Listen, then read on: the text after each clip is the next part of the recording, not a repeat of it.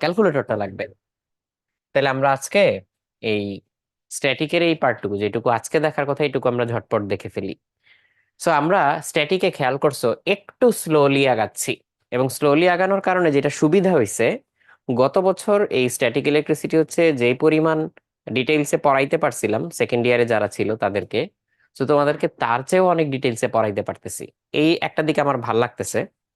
But তোমরা একটু তোমাদের ফিডব্যাকটা দিও যে মানে এই বেশি ডিটেইলস যেটা, যে একটু একটু করে আগানো এবং একটু বেশি ডিটেইলসে যাওয়া, বিভিন্ন টাইপের প্রবলেম নিয়ে আসা। যেমন এই চ্যাপ্টারের শেষে আমি একদম প্ল্যানই করে রাখছি এবং এটা গুছানোও আছে। তোমাদেরকে এই একাডেমিক প্রবলেমগুলো দেখানোর পরে বা একাডেমিক হচ্ছে থিওরিটুকু দেখানোর পরে আমরা হচ্ছে admission and beyond admission standard কিছু প্রবলেমও দেখাবো। সো ওই রিসোর্স ওই ক্যাপাবিলিটি এখন আমাদের হচ্ছে অলরেডি গ্যাদার হয়ে গেছে। সো আগের বারের চেয়েও তোমরা হচ্ছে এবার বেটার সার্ভিস পাচ্ছ আর কি। মানে তোমাদের তো আসলে জানার উপায় নেই, গত বছর তো আর তোমরা সেকেন্ড ইয়ারে ছিলা না, বা তোমরা তো আর হচ্ছে গত বছরের সেকেন্ড পেপারের ক্লাস করো নাই, যদিও আর্কাইভে দেওয়া আছে, কেউ কেউ হয়তো করতে পারো। সো ডিফারেন্সটা হয়তো চোখে পড়বে হয়তো তোমাদের যখন ইয়াটা শেষ হবে, তখন পুরো চ্যাপ্টারটা যখন শেষ হবে। সো তোমরা ফিডব্যাক দিও, বা তোমাদের যদি কোনো রিকোয়ারমেন্ট থাকে, বা ইভেন তোমাদের যদি কোনো স্পেসিফিক বই রিলেটেড রিকোয়ারমেন্টও থাকে যে ভাই আমাদেরকে ওই বইয়ের কিছু টপিক দেখাইয়েন বা এরকম কিছু টপিক দেখাইয়েন, এমন হতে পারে রিলেটেড টপিক, রিলিভেন্ট, বাট হয়তো স্ট্রিক্টলি আমাদের একেবারে বইয়ে উল্লেখ করে নাই বা সিলেবাসে নাই, ওরকম কিছু হইলেও আসলে আপত্তি নাই। আমরা তো একাডেমিক ক্লাসে আছি এখন, সো ওইগুলো ওই নেসেসিটি বা ওই কিউরিওসিটি তোমাদের আমরা কেটার করতেই পারি, যদি সেটা লার্নিং এর জন্য বেনিফিশিয়াল হয়, সেটুকু আমরা করতে চাই। ওকে। আর রিভিশন, ওই যে আয়শা যেটা বলছো, তাহলে তোমার দুইটা প্রশ্নেরই আমি তাহলে তখন অ্যান্সার দিতে চাই, মেমোরাইজেশন এবং রিভিশন হয়ে যায়।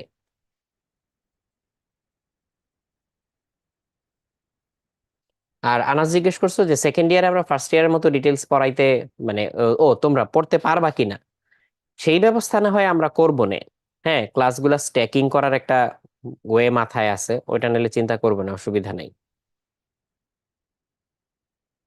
আর ফিজিক্স কোন রাইটারের বই বেস্ট, যদি বাংলা বইগুলোর কথা বলো, তাইলে হচ্ছে সেলু স্যার কিংবা হচ্ছে প্রামাণিক স্যারের বইটা পড়তে পারো, যথেষ্ট ডিটেইলসে আছে। বাট তাই বলে তপন স্যার বা ইসাক স্যার পড়লে কি কাজ হবে না? ডেফিনেটলি কাজ হবে। বাট তোমাকে নিজে একটু ঘাটাঘাটি করার অভ্যাস থাকতে হবে, তাইলে আরো ভালো। একদম আলটিমেট বলে কোনো বই নেই।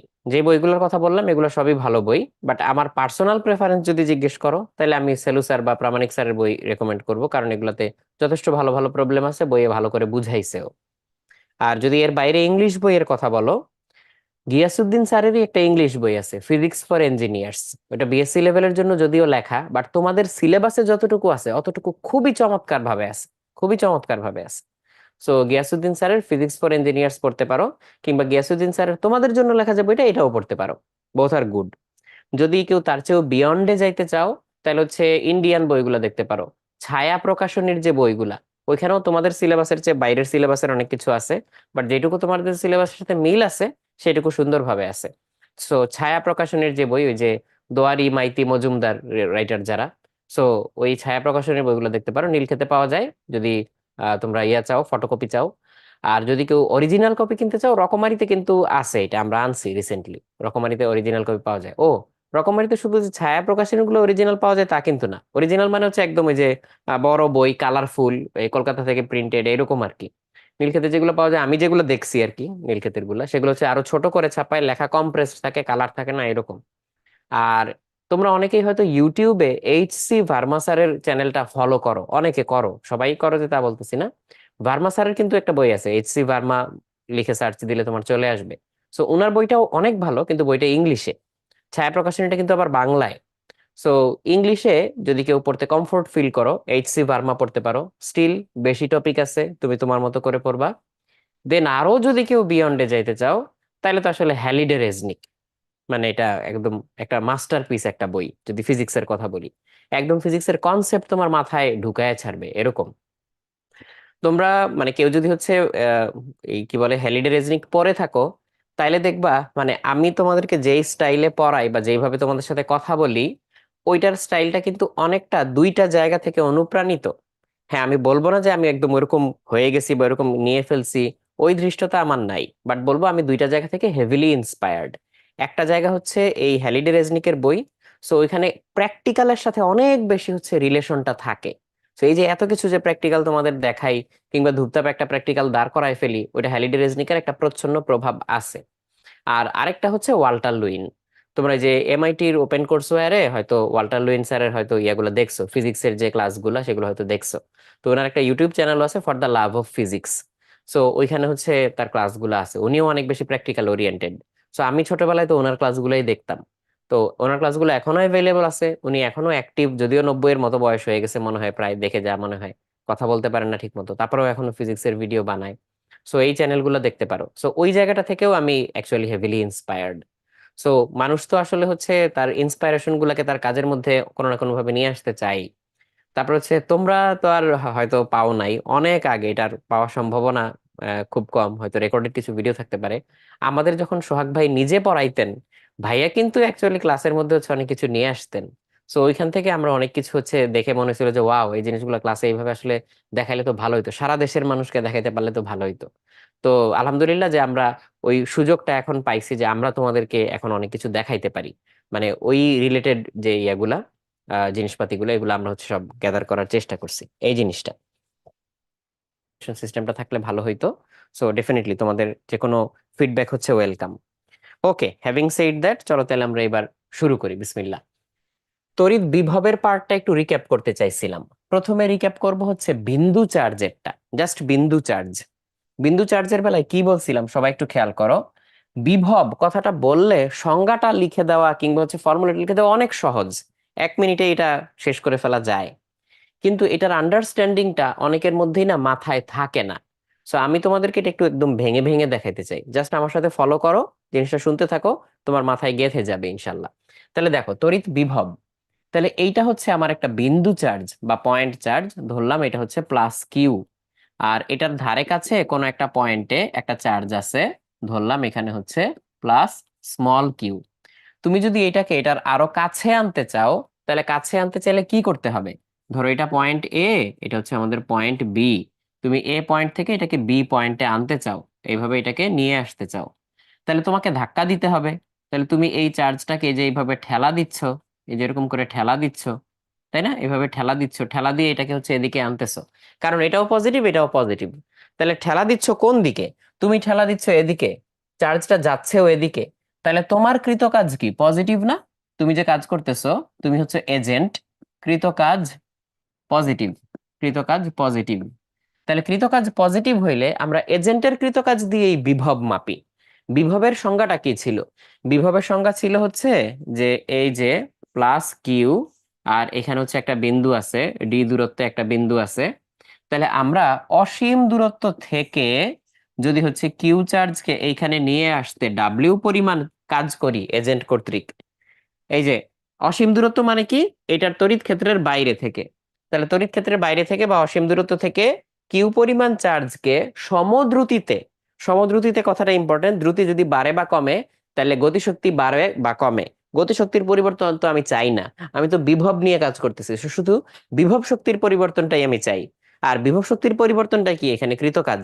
তাহলে আবারও বলতেছি, তড়িৎ ক্ষেত্রের বাইরে থেকে বা অসীম দূরত্ব থেকে কিউ চার্জকে তড়িৎ ক্ষেত্রের ভিতরের কোনো বিন্দুতে আনতে যদি ডাব্লিউ পরিমাণ কাজ হয়, তাইলে একক চার্জের জন্য কৃত কাজ কত? কিউ এর জন্য হচ্ছে এজেন্ট কর্তৃক কৃত কাজ ডাব্লিউ, তাহলে একক চার্জের জন্য কৃত কাজ হচ্ছে ডাব্লিউ ডিভাইডেড বাই কিউ। এই ডাব্লিউ ডিভাইডেড বাই কিউ যেটা, সেটাই হচ্ছে এই বিন্দু আর এই বিন্দুর বিভব পার্থক্য। তাহলে এই বিন্দুর বিভব বা পটেনশিয়াল যদি ভি হয়, আর অসীমের বিভব যদি ভি ইনফিনিটি হয়, তাহলে এটা হচ্ছে এই দুই বিন্দুর বিভব পার্থক্য। ফিজিক্সে দেখবা আমরা কখনো ডিরেক্টলি কোনো পয়েন্টের বিভব মাপি না, অন্য কোনো একটা পয়েন্টের সাথে বিভব পার্থক্য মাপি। তাহলে এই যে এটা আসলে বিভব পার্থক্য, সেটা কত? V minus V infinity. কিন্তু একটা কাহিনী আছে, অসীমে বিভব শূন্য। অসীমে বিভব শূন্য কেন? কারণ আমরা সংজ্ঞাটা দিছি কিভাবে? অসীমের কোনো বিন্দু থেকে এখানে কোনো একটা চার্জকে আনতে যেই পরিমাণ কাজ হয়, সেই কাজের পরিমাণকে চার্জের পরিমাণ দিয়ে ভাগ করলে বিভব পার্থক্য পাওয়া যায়। তো অসীমে কোনো একটা চার্জ আছে, সেটাকে অসীমেই রাখলাম, তাহলে কি কোনো কাজ করতে হয়েছে আমাকে? হয় নাই, শূন্য। তাহলে অসীমের বিভব কত? শূন্য। তাহলে অসীমের বিভব যদি শূন্য হয়, এই যে অসীমের বিভব যদি শূন্য হয়, তাইলে আমরা এই ডাব্লিউ বাই কিউ এটার ফর্মুলা পেয়ে যাচ্ছি এইটা, যে W by Q equals V, অথবা W equals V Q, W equals V Q. এইটা হচ্ছে আমার একেবারে সংজ্ঞা থেকে যেইটা আসে সেইটা, সংজ্ঞা থেকে যেইটা আসে। তাহলে এখানে কার পরিচয় কি? এটাকে বলে ক্ষেত্র সৃষ্টিকারী আধান বা সেন্ট্রাল চার্জ, ক্ষেত্র সৃষ্টিকারী আধান বা সেন্ট্রাল চার্জ। আর এটাকে কি বলবো আমরা? এক্সটার্নাল চার্জ, এক্সটার্নাল চার্জ বা বহিস্থ আধান, বহিস্থ আধান। তাহলে একটা হচ্ছে সেন্ট্রাল চার্জ আর একটা হচ্ছে এক্সটার্নাল চার্জ। আর এটা হচ্ছে ওয়ার্ক ডান, যতটুকু কাজ হয়েছে, হ্যাঁ, ওয়ার্ক ডান বাই এজেন্ট। তাহলে কিউ কুলম্বের জন্য ডাব্লিউ কাজ, 1 কুলম্বের জন্য ডাব্লিউ বাই কিউ, এটাই এই বিন্দু আর এই বিন্দুর বিভব পার্থক্য। পার্থক্য মানে তো সবসময় পরেরটা থেকে আগেরটা বিয়োগ করতে হয়, so V minus V infinity, V ইনফিনিটিটা হচ্ছে 0 বাই ডিফল্ট। তাহলে হচ্ছে আমার ডাব্লিউ ইকুয়ালস ভি কিউ, এই ফর্মুলা পাওয়া যায়। এখন যদি এটা 0 না হইতো তাইলে কি হইতো? হ্যাঁ, সেরকম সিচুয়েশনও তো আছে আমাদের। কিরকম সিচুয়েশন? ধরো এটা আমাদের সেই সেন্ট্রাল চার্জ, আর এখানে হচ্ছে দুইটা বিন্দু আছে, ওই যে এই ছবিটার মতো। এটা হচ্ছে এ বিন্দু, এটা হচ্ছে বি বিন্দু। তাহলে এ বিন্দু আর বি বিন্দু, তোমরা এই একটা চার্জকে এখান থেকে হচ্ছে আরেকটা পয়েন্টে নিয়ে গেছো, কিউ কুলম্বকে এখান থেকে এখানে নিয়ে গেছো। তাইলে এখানে কৃত কাজ কত? এই যে ডাব্লিউ ইকুয়ালস ভি কিউ, তো W equals V Q, V মানে কি? বিভব পার্থক্য ইন্টু কিউ। তাহলে বিভব পার্থক্য মানে কি? এই পয়েন্টের বিভব মাইনাস এই পয়েন্টের বিভব, এই যে বি বিন্দুর বিভব মাইনাস এ বিন্দুর বিভব, এইটা। আর এটা তো একটা সংজ্ঞা আছেই বা একটা ফর্মুলা আছেই। গতদিন কিন্তু মনে করে দেখো আর একটা ফর্মুলা দেখছিলাম, যেখানে কতটুকু কৃতকাজ বা কতটুকু চার্জকে আমরা নিয়ে আসছি সেইটার সাথে ইনভলভড না, সেটা হচ্ছে সেন্ট্রাল চার্জ আর দূরত্বের সাথে ইনভলভড, ওটাতে যাচ্ছি। তার আগে একটু বলে নেই, তাহলে কিউ কুলম চার্জকে এ বিন্দু থেকে বি বিন্দু নিতে আমার কতটুকু কাজ করতে হয়? এ বিন্দু আর বি বিন্দুর বিভব পার্থক্য ইনটু যেই চার্জটাকে মুভ করতেছি সেই চার্জ। তাহলে এই গুণফলটাই কৃতকাজ। এইবার ওই বিন্দুর চার্জ, বিন্দুর বিভবের ফর্মুলায় যাই। এটা যদি প্লাস কিউ কুলম্ব চার্জ হয়, সেখান থেকে ডি দূরত্বে আমরা বিভব নির্ণয় করতে চাই, তাহলে ইন্টিগ্রেট করে আমি গত ক্লাসে দেখাইছিলাম, এখন আর নতুন করে ইন্টিগ্রেশনে যাচ্ছি না, যে শুধু এই পয়েন্টের যেই বিভব সেটার একটা ফর্মুলা দাঁড়ায় 1/4 পাই ইপসাইলন নট, এই যে চার্জ কিউ ডিভাইডেড বাই এই ডিস্টেন্স ডি। তাহলে এইটাও একটা ফর্মুলা। এই ফর্মুলাটা আমরা কখন কাজে লাগাই? এই ফর্মুলাটা আমরা কাজে লাগাই যখন সেন্ট্রাল চার্জের মান জানি, সেন্ট্রাল চার্জ থেকে ডিস্টেন্সের মান জানি, এইটা। সো এইটা আমাদের এই ফর্মুলা। আর এটা হচ্ছে কুলম্বের ধ্রুবক 1/4 পাই ইপসাইলন নট। ইপসাইলন হচ্ছে শূন্য স্থানের ভেদনযোগ্যতা। শূন্য স্থানে না থাকলে আমরা ইপসাইলন নট না লিখে শুধু ইপসাইলন লিখবো। যেমন পানি, পানির ইপসাইলন লিখবো। পানির ইপসাইলন হচ্ছে ইপসাইলন নট ইন্টু কে, কে হচ্ছে পানির তড়িৎ মাধ্যমাঙ্ক। হ্যাঁ, সেটাও তো আমরা জানি, আমরা একদম প্রথম ক্লাসেই দেখছিলাম, সো অত কিছু রিপিট করতেছি না। তাহলে এগুলো হচ্ছে আমাদের সূত্র, এগুলো দিয়ে আমরা এখন অঙ্ক টঙ্ক করব। তার আগে একটা কথা একটু বলে নেই। নাবিল জিজ্ঞেস করছো এই চ্যাপ্টারে ক্লাস কয়টা? আজকে তো মাত্র এই চ্যাপ্টারের 3 নাম্বার ক্লাস, তো 5-8টা ক্লাস তো লাগবেই। আর তোমাদের প্রয়োজন অনুযায়ী হয়তো আমি বাড়াইতেও পারি, কমাবো না, বাট বাড়াইতে পারি। ওকে। আর তোমাদের কাছে একটা জিনিস থাকবে, একটা রিকোয়েস্ট থাকবে। সেটা হচ্ছে এই যে আজকে উৎকর্ষের পেজ খোলার 1 বছর হইল।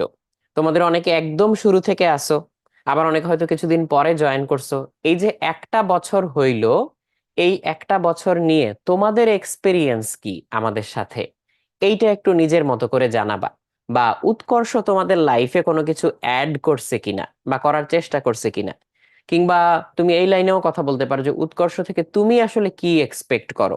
হ্যাঁ, বা ইভেন পার্টিকুলারলিও তুমি যাইতে পারো যে আমি আমি আমি ধর একজন ইন্ডিভিজুয়াল হিসেবে মানে তোমার জন্য আর কি করতে পারতাম, তোমাদের গালিব ভাইয়া, তোমাদের জিম ভাইয়া, নাইম ভাইয়া আর কি করতে পারতো, এরকম স্পেসিফিকও লিখতে পারো। এবং অবশ্যই যেটা লিখবা সেটা হচ্ছে ওভারঅল উৎকর্ষ তোমার লাইফে আর কি অ্যাড করতে পারে, আর কি ভ্যালু দিতে পারে, সেই হিসাবে তুমি লিখতে পারো। কিংবা যদি কোনো কিছু নিয়ে তোমার অ্যাপ্রিসিয়েশন থাকে মনের মধ্যে যে না, উৎকর্ষ থেকে এই জিনিসটা আমি পাইছি, সেটা জানাইতে পারো। তাহলে উৎকর্ষের টিম তো অনেক বড়, সেখানে তোমরা আমাকে হয়তো ক্যামেরায় দেখতেছো, কিন্তু ক্যামেরার পিছনেও অনেকে আছে না, এই যে ভাইয়ারা এখন ক্যামেরার পিছনে বসে আছে, এই পরিশ্রম গুলা করতেছে সেই শুরু থেকে। আমরা প্রায় 900-র উপরে ক্লাস নিয়ে ফেলছি, মানে চিন্তা করো। সো এই যে এতগুলা ক্লাস আমরা নিছি, এখানে যত কাস্ট এন্ড ক্রু ছিল সবারই তো সম্মিলিত ইফোর্ট এটা।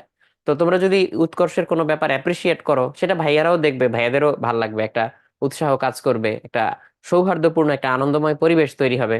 সো গ্রুপে তোমরা হচ্ছে তোমাদের মতো করে তোমাদের এক্সপিরিয়েন্সটা বা জার্নিটা লিখো, তাহলে এটা খুব ভালো একটা জিনিস হবে ইনশাল্লাহ। আমরাও লিখবো। ওকে, লিখবা তো? তাহলে আমাকে এখন একটু হচ্ছে ইয়াতে টিচার্স ইনবক্সে লেখো কে কে লিখবা, তাহলে এটা একটু জানাও। ওকে, তাহলে আমরা তড়িৎ বিভবের যে ফর্মুলা ইন জেনারেল যেই দুইটা আমাদের লাগে, ওই দুইটা আমরা হচ্ছে দেখলাম। এখন এইখান থেকে একটা ছোট্ট জিনিস আছে, একটা নোটিস করার মতো একটা জিনিস আছে। সেটা হচ্ছে দেখো, তড়িৎ প্রাবল্য তড়িৎ বিভবের ঋণাত্মক নতিমাত্রার সমান ব্যাখ্যা করো। তড়িৎ প্রাবল্য তড়িৎ বিভবের ঋণাত্মক নতিমাত্রার সমান ব্যাখ্যা করতে বলছে। সো আমি এখন এই যে এটা একদম ফুললি ব্যাখ্যা করব তা না, একটু হিন্ট দিব। তোমরা এটা একটু চিন্তা করবা, পরের ক্লাসে আমি আবার এটা নিয়ে ডিসকাস করব। বাট এই কথাটার মানে কি, কথাটার মানে কি, কথাটাকে ম্যাথমেটিক্যালি লিখলে কি হয়? তড়িৎ প্রাবল্য, প্রাবল্য জানি কি? প্রাবল্য হচ্ছে ই। তো ই কে আমরা কি দিয়ে জানি লিখি? ই এর যে স্কেলার ফর্ম সেটা হচ্ছে 1/4 pi epsilon naught Q divided by R square. এইটা Q divided by R square. Q হচ্ছে সেন্ট্রাল চার্জ, আর হচ্ছে ওই সেন্ট্রাল চার্জ থেকে দূরত্ব। আর এই যে আহ, তড়িৎ প্রাবল্যটা হচ্ছে বিভবের, বিভবটা কি? বিভবটা হচ্ছে ভোল্টেজ ঋণাত্মক নতিমাত্রার সমান। নতিমাত্রা কথাটার মানে কি? বাংলায় যদি নতিমাত্রা বলি, ইংলিশে আমরা বলি হচ্ছে গ্রেডিয়েন্ট। গ্রেডিয়েন্ট, ওই যে সেই ভেক্টরে আমরা গ্রেডিয়েন্ট পড়ছিলাম, সেই গ্রেডিয়েন্ট এখানে চলে আসছে। তাইলে আসলে হচ্ছে এই তড়িৎ প্রাবল্যটা হচ্ছে বিভবের ঋণাত্মক নতিমাত্রার সমান, বা ইংলিশে লিখলে এটা বলতো যে intensity of electric field is the negative gradient of potential, তাই না? তাইলে এটার মানে কি? মানে হচ্ছে গ্রেডিয়েন্ট আমরা কিভাবে বের করি? ন্যাবলা একটা অপারেটর আছে না আমাদের, ন্যাবলা। তাহলে এই ন্যাবলা, এইটা দিয়ে আমরা কাকে গুণ করব? আমাদের এই যে পটেনশিয়ালকে। তাহলে এই পটেনশিয়ালকে ন্যাবলা দিয়ে গুণ করলে কি পাওয়া যাবে? এটার গ্রেডিয়েন্ট। কিন্তু আমি বলছি ঋণাত্মক নতিমাত্রা সমান, তাহলে মাইনাস দিতে হবে। তাহলে মাইনাস গ্রেডিয়েন্ট অফ ভি, এইটাই হচ্ছে আমাদের ইলেকট্রিক ফিল্ড ই। এটাই হচ্ছে আমাদের ইলেকট্রিক ফিল্ড ই। আচ্ছা, এখন কথা হচ্ছে পটেনশিয়াল এটা তো স্কেলার রাশি, তাই না? তাহলে পটেনশিয়ালের যে ফিল্ড পাবো সেটা হচ্ছে স্কেলার ফিল্ড।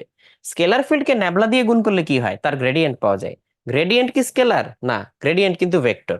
তো ইও আসলে ভেক্টর। তাহলে এটা হচ্ছে নেগেটিভ গ্রেডিয়েন্ট অফ পটেনশিয়াল, এটাই হচ্ছে আমাদের ইলেকট্রিক ফিল্ড ই। এইটাই তোমাকে হচ্ছে ব্যাখ্যা করতে বলছে। তাহলে এটা তুমি একটু ব্যাখ্যা করার জন্য চিন্তা ভাবনা করবা। তাহলে আমি এখানে লিখে দিলাম থিঙ্ক অ্যাবাউট ইট। এটা আমরা পরের ক্লাসে আবার ডিপার আন্ডারস্ট্যান্ডিং এ যাওয়ার জন্য ডিসকাস করব। বাট আমরা এইটুক তো বুঝছি যে এটা যে এরকম, এটা দিয়ে অঙ্ক আমরা করতে পারবো, অঙ্ক আমরা এখনই করতে পারবো। বাট এটা কেন হয় নিজে একটু ডিপলি চিন্তা করে দেখো তো, তারপরে অ্যান্সারটা পাইলে ভাল লাগবে। ওকে,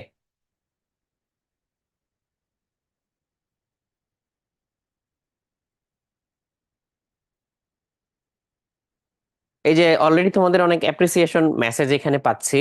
মানে এটার জন্য আমরাও ডিপলি অ্যাপ্রিসিয়েটেড ফিল করতেছি যে মানে কিছু না কিছু হইলেও কারো না কারো হয়তো একটু উপকার করতে পারছি। বাট আমরা সবসময় যেটা ফিল করি যে দ্যাট ইজ নট ইনাফ।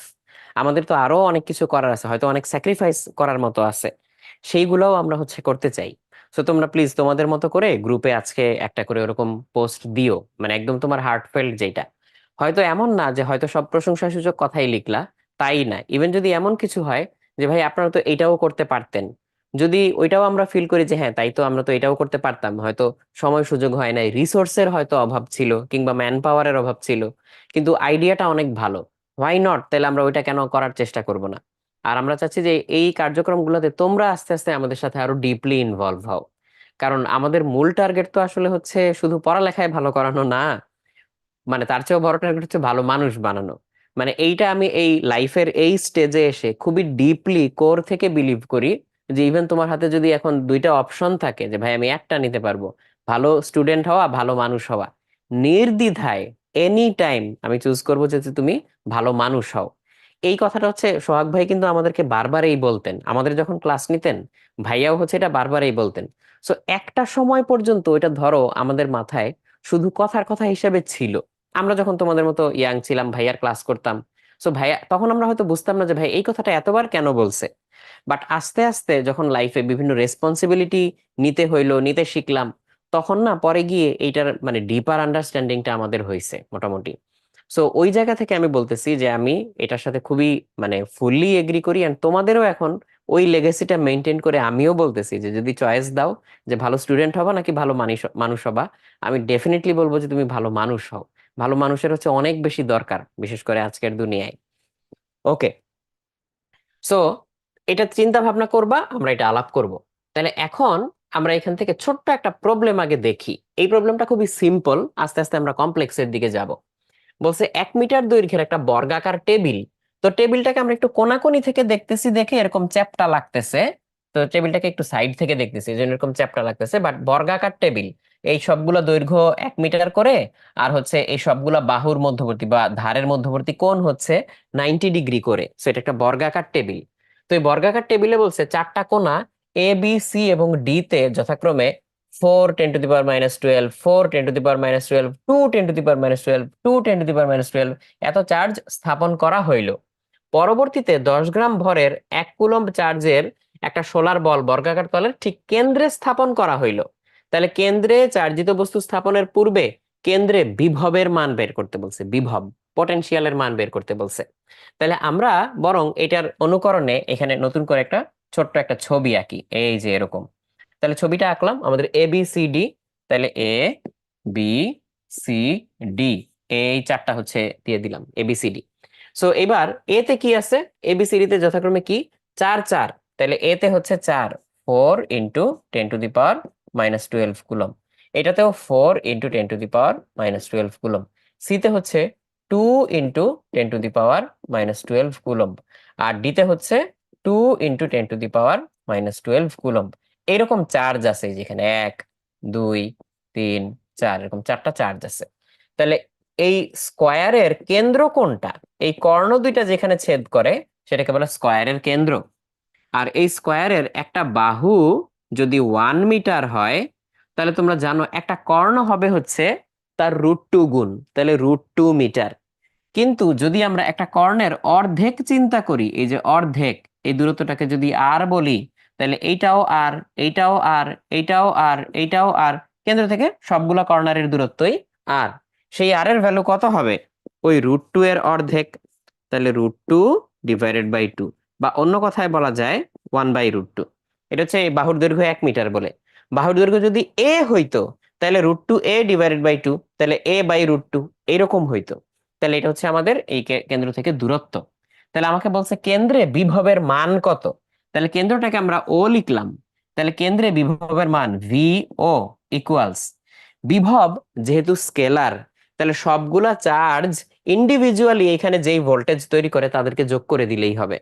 তাহলে আমরা এইভাবে চিন্তা করতে পারি যে এ বিন্দু এখানে যেই বিভবটা তৈরি করছে সেটা কত, 1/4πε0, বা 9 × 10⁻৯, যেটাই লেখো, ইন্টু আমাদের এই যে এ বিন্দুতে যেই চার্জ আছে 4 × 10⁻⁻12 ডিভাইডেড বাই এ বিন্দু থেকে ডিস্টেন্স, এ বিন্দু থেকে ডিস্টেন্স কত আর, এরকম না, এটা হচ্ছে এ বিন্দুতে যেই চার্জ আছে তার জন্য ও বিন্দুতে সৃষ্ট বিভব। আচ্ছা, বি বিন্দুতে যেই চার্জ আছে সেটার জন্য যদি বিভব বের করতে চাই, আমার তো এইটা লাগবেই। হ্যাঁ, এটা তো লাগবেই, তাহলে এটা আমি কমন নিয়ে নেই। তাহলে এটা যদি আমি কমন নিয়ে নেই, তাহলে দেখো তো, তাহলে বি বিন্দুটা আমি খালি এখানে চার্জ লিখবো 4 × 10⁻12।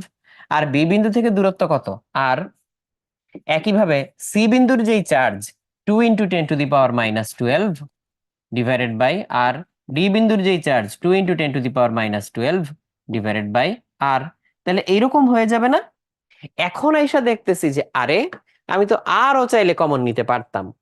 তাইলে এখানে ভি0 বা ভিও এটা হবে হচ্ছে 9 × 10⁻৯, কার মান বসাইছে এইটার, ডিভাইডেড বাই আর, এর ভিতরে এই চার্জগুলার যোগফল 4 × 10⁻12, 4 × 10⁻12। তুমি বলতে পারো যে ভাই 10⁻12 তো কমন নিতে পারি। নিতে পারি, আপাতত নিলাম না, চার্জের মানগুলা চার্জের জায়গায় রাখলাম। এই, তাহলে এইটা হচ্ছে আমাদের বিভব। তাহলে এখন এখানে মজার ব্যাপারটা খেয়াল করে দেখো, এইরকম যে কোনো জায়গায় যেই সিচুয়েশনে তোমাকে এমন একটা ঘটনা দিবে যেখানে হচ্ছে একটা পয়েন্টে বিভব বের করতে হবে, চার্জগুলা সেই পয়েন্ট থেকে সমান সমান দূরত্বে, চার্জগুলা সেই পয়েন্ট থেকে সমান সমান দূরত্বে, তখন তুমি ওই প্রথমেই 9 × 10⁻৯ ডিভাইডেড বাই ওই দূরত্ব, এটা কমন নিয়ে ফেলতে পারবা, ইনটু ওই চার্জগুলার যোগফল, সেটাই হবে ওই পয়েন্টে বিভব। তাহলে এটা অলরেডি অনেকে বের করে ফেলছো যেটা, সেটা হচ্ছে 0.7071, 0.7071, 0.7071 এইটা। ও মানে টিম বলতে হচ্ছে শুধু যে মানে camera crew, cast and crew এটা বুঝাইছি তা না। এই যে তোমাদের যে আমি ফিজিক্স ক্লাস নেই, এই যে তোমাদের এত এত স্লাইড তৈরি হয়, স্লাইড গুলোতে এত গ্রাফিক্স এর কাজ করা হয়, এই যে এক্সপেরিমেন্ট গুলো দেখানো হয়, এগুলো কি একজন মানুষের পক্ষে সম্ভব? একজন মানুষের পক্ষে কখনোই সম্ভব না। সো আমাদের ফিজিক্স টিমে যারা আছে, হ্যাঁ তোমাদের ওই ওই ভাইয়ারাও কিন্তু প্রত্যেকে এই কাজটার সাথে সমানভাবে জড়িত। ফিজিক্স টিমে তোমাদের আকন ভাইয়া আছে, তোমাদের জিদান ভাইয়া, তারপরে আতিক ভাইয়া, আকিদ ভাইয়া, দুইজন আদিব ভাইয়া আছে তোমাদের। সো ওরাও কিন্তু হচ্ছে, জুবাইর ভাইয়া আছে, সমান তালে কিন্তু এখানে এফোর্ট দিয়ে যাচ্ছে। সো এই যে তোমাদের জন্য বিভিন্ন বই ঘেটে প্রবলেম রেডি করা, সেটা নিয়ে আমাদের একটা টিম ডিসকাশন, সো এর থ্রুতে কিন্তু হচ্ছে পুরো জিনিসটা হয়। সো এইভাবে হচ্ছে পুরো কাজটা হয়ে থাকে। আবার এই যে তোমরা যে এক্সপেরিমেন্ট গুলো দেখো, এগুলো হচ্ছে সোললি আমাদের মানে একজন মাস্টার বিল্ডার বলবো, মানে তোমাদের রিপন ভাই আছে। সো রিপন ভাই হচ্ছে এই কাজগুলা মোস্টলি করে থাকে। যদিও রিপন ভাই আসলে ইলেকট্রিক্যাল ইঞ্জিনিয়ার, বাট মোটামুটি অনেক দিকে দখল আছে। সো এই জন্য দেখবা যে তোমাদের যত এক্সপেরিমেন্ট কোনো না কোনো ভাবে হচ্ছে রিপন ভাইয়ের একটা ছাপ থাকে, একটা হচ্ছে হাত থাকে আর কি এটার মধ্যে। ওকে, এইবার 0.7071, এই যে এটা আসলো, এটার ইউনিট হচ্ছে ভোল্ট। ভোল্ট, ভোল্ট হচ্ছে বিভবের ইউনিট, ভোল্ট, এত ভোল্ট। তাহলে এইটা তো আমরা বুঝছি, এটা অনেক সিম্পল না? এটা অনেক সিম্পল। তাহলে এই সিম্পলটা হচ্ছে আছে। ওকে, নাফিয়া বলছে যে ভালো মানুষের তুলনায় ভালো ছাত্রের দাম বেশি এই সমাজে। অ্যাপারেন্টলি মনে হইতে পারে, বাট দাম কথাটা তুমি মানে কোন প্রেক্ষিতে বলবা? যে ধরো কেউ একজন হচ্ছে ভালো স্টুডেন্ট কিন্তু হেল্পফুল না, হার্মফুল কাজে জড়িত থাকে। হয়তো সে ভালো স্টুডেন্ট হয়ে ভালো একটা জায়গায় গেছে, কিন্তু এরপরে বড় বড় দুর্নীতি করে, চুরি বাটপারি করে। তখন মানুষ কি মন থেকে তার জন্য দোয়া করে, নাকি অভিশাপ দেয়? যদি অভিশাপ দেয়, তাহলে আসলে মানুষ হিসেবে তার কোনো দাম নাই। হ্যাঁ, সে হয়তো সাময়িক একটা চাকচিক্যের মধ্যে আছে, কিন্তু সে মানুষের ভালোবাসাও পাবে না, সে হচ্ছে কোনো ধরনের মানুষের কাছ থেকে হচ্ছে মন থেকে দোয়াও পাবে না, সে ওই অভিশাপের মধ্যেই থাকবে, তাই না? সো ওই দিক থেকে কিন্তু আসলে তার দাম নাই। হোয়ারেজ হয়তো কেউ পড়াশোনা অতটা ভালো পারে না, কিন্তু সে উদ্যমী, তার কাজের কারণে অনেক মানুষের উপকার হয়, তাইলে তো মানুষ তাকে অনেক মানে মন থেকে ভালোবাসবে, তাই না? না চাইলেও তার জন্য মন থেকে একটা দোয়া চলে আসবে। সো এইটার আসলে হচ্ছে মানে টাকা পয়সা দিয়ে কখনো মূল্য হয় না। সো তুমি এখন এবার একটু চিন্তা করে দেখো, তুমি আসলে কোনটা পাইতে চাও? কনস্ট্যান্ট হচ্ছে মানুষের ভালোবাসার মধ্যে থাকতে চাও, নাকি কনস্ট্যান্ট হচ্ছে গালি কিংবা অভিশাপের মধ্যে থাকতে চাও? ওয়ারেস যদিও তোমার তখন হচ্ছে হয়তো অনেক টাকা পয়সা বা পাওয়ার থাকবে। সো এটা তোমার। আচ্ছা, সৌরভ জিজ্ঞেস করছো যে ভাই √2/2 কেন হইলো? সৌরভ, এই যে এ সি, যেটা এ সি, এটা আমাদের কর্ণ না? এ সি হচ্ছে √2, তাহলে ও সি হচ্ছে তার অর্ধেক, তাহলে √2/2। আসলে এসি বলতে এই যে এইটার √2 গুণ, তাহলে এসি হচ্ছে √2 × 1, ওই যে 1 মিটার যেটা, সেই ক্ষেত্রে তাহলে এসি হচ্ছে √2 × 1, তাহলে ওসি হচ্ছে তার অর্ধেক, তাহলে √2/2, তাহলে 1/√2। তাহলে এখন বুঝতে পারছো না? এখন তো বুঝতে পারছো। তাহলে এই যে এটা আমি কিন্তু নিজে হিসাব করি নাই, তোমাদের হিসাব দেখে লিখছি, তাহলে আমিও একটু হিসাব করে ফেলি। 9 × 10⁻৯ ডিভাইডেড বাই আর হচ্ছে 1/√2, তাহলে হচ্ছে 1/√2 ইন্টু ইন্টু 10⁻−12 আমি কমন নিয়ে নিলাম, ইন্টু 4+4+2+2, তাহলে আসে হচ্ছে এই 0.7 আসছে, 0.15 আসছে দেখি। তোমরা একটু হিসাব করো তো আমার সাথে, তোমরা একটু আমার সাথে হিসাব করো, এটা 0.15 আসার কথা, আমি তো তোমাদের উত্তর দেখে লিখে ফেলছি। তাহলে 0.15 আসছে কিনা? 0.15 ভোল্ট। 9 × 10⁻9 ডিভাইডেড বাই আর,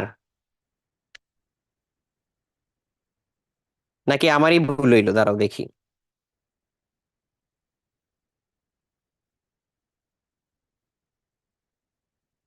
ও না, ঠিক আছে, 0.1527, ঠিক আছে ঠিক আছে, 0.1527, না ঠিক আছে, হিসাব ঠিক আছে। সেকেন্ড, এইবার দেখো এই প্রশ্নটা তোমরা 9-10-এ ডিল করছো। বাট এটার কিছু ভ্যারিয়েশনে যাব আজকে আমরা। আগে এটা দেখি।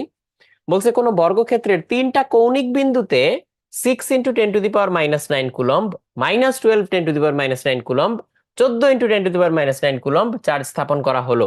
চতুর্থ বিন্দুতে কত চার্জ প্রদান করলে কেন্দ্রে বিভব শূন্য হবে? কেন্দ্রে বিভব শূন্য হবে। আচ্ছা, বর্গক্ষেত্রের কেন্দ্রে বিভব বের করার সিস্টেম তো আমরা এখন জানিয়েই গেছি শীর্ষবিন্দুগুলোতে চার্জ থাকলে।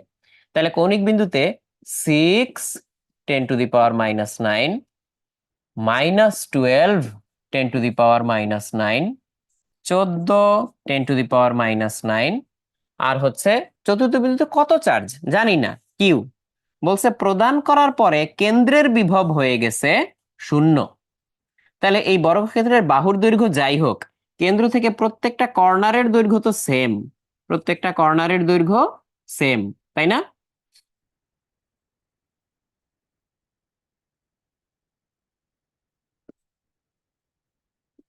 সবগুলো একপাশে লিখি।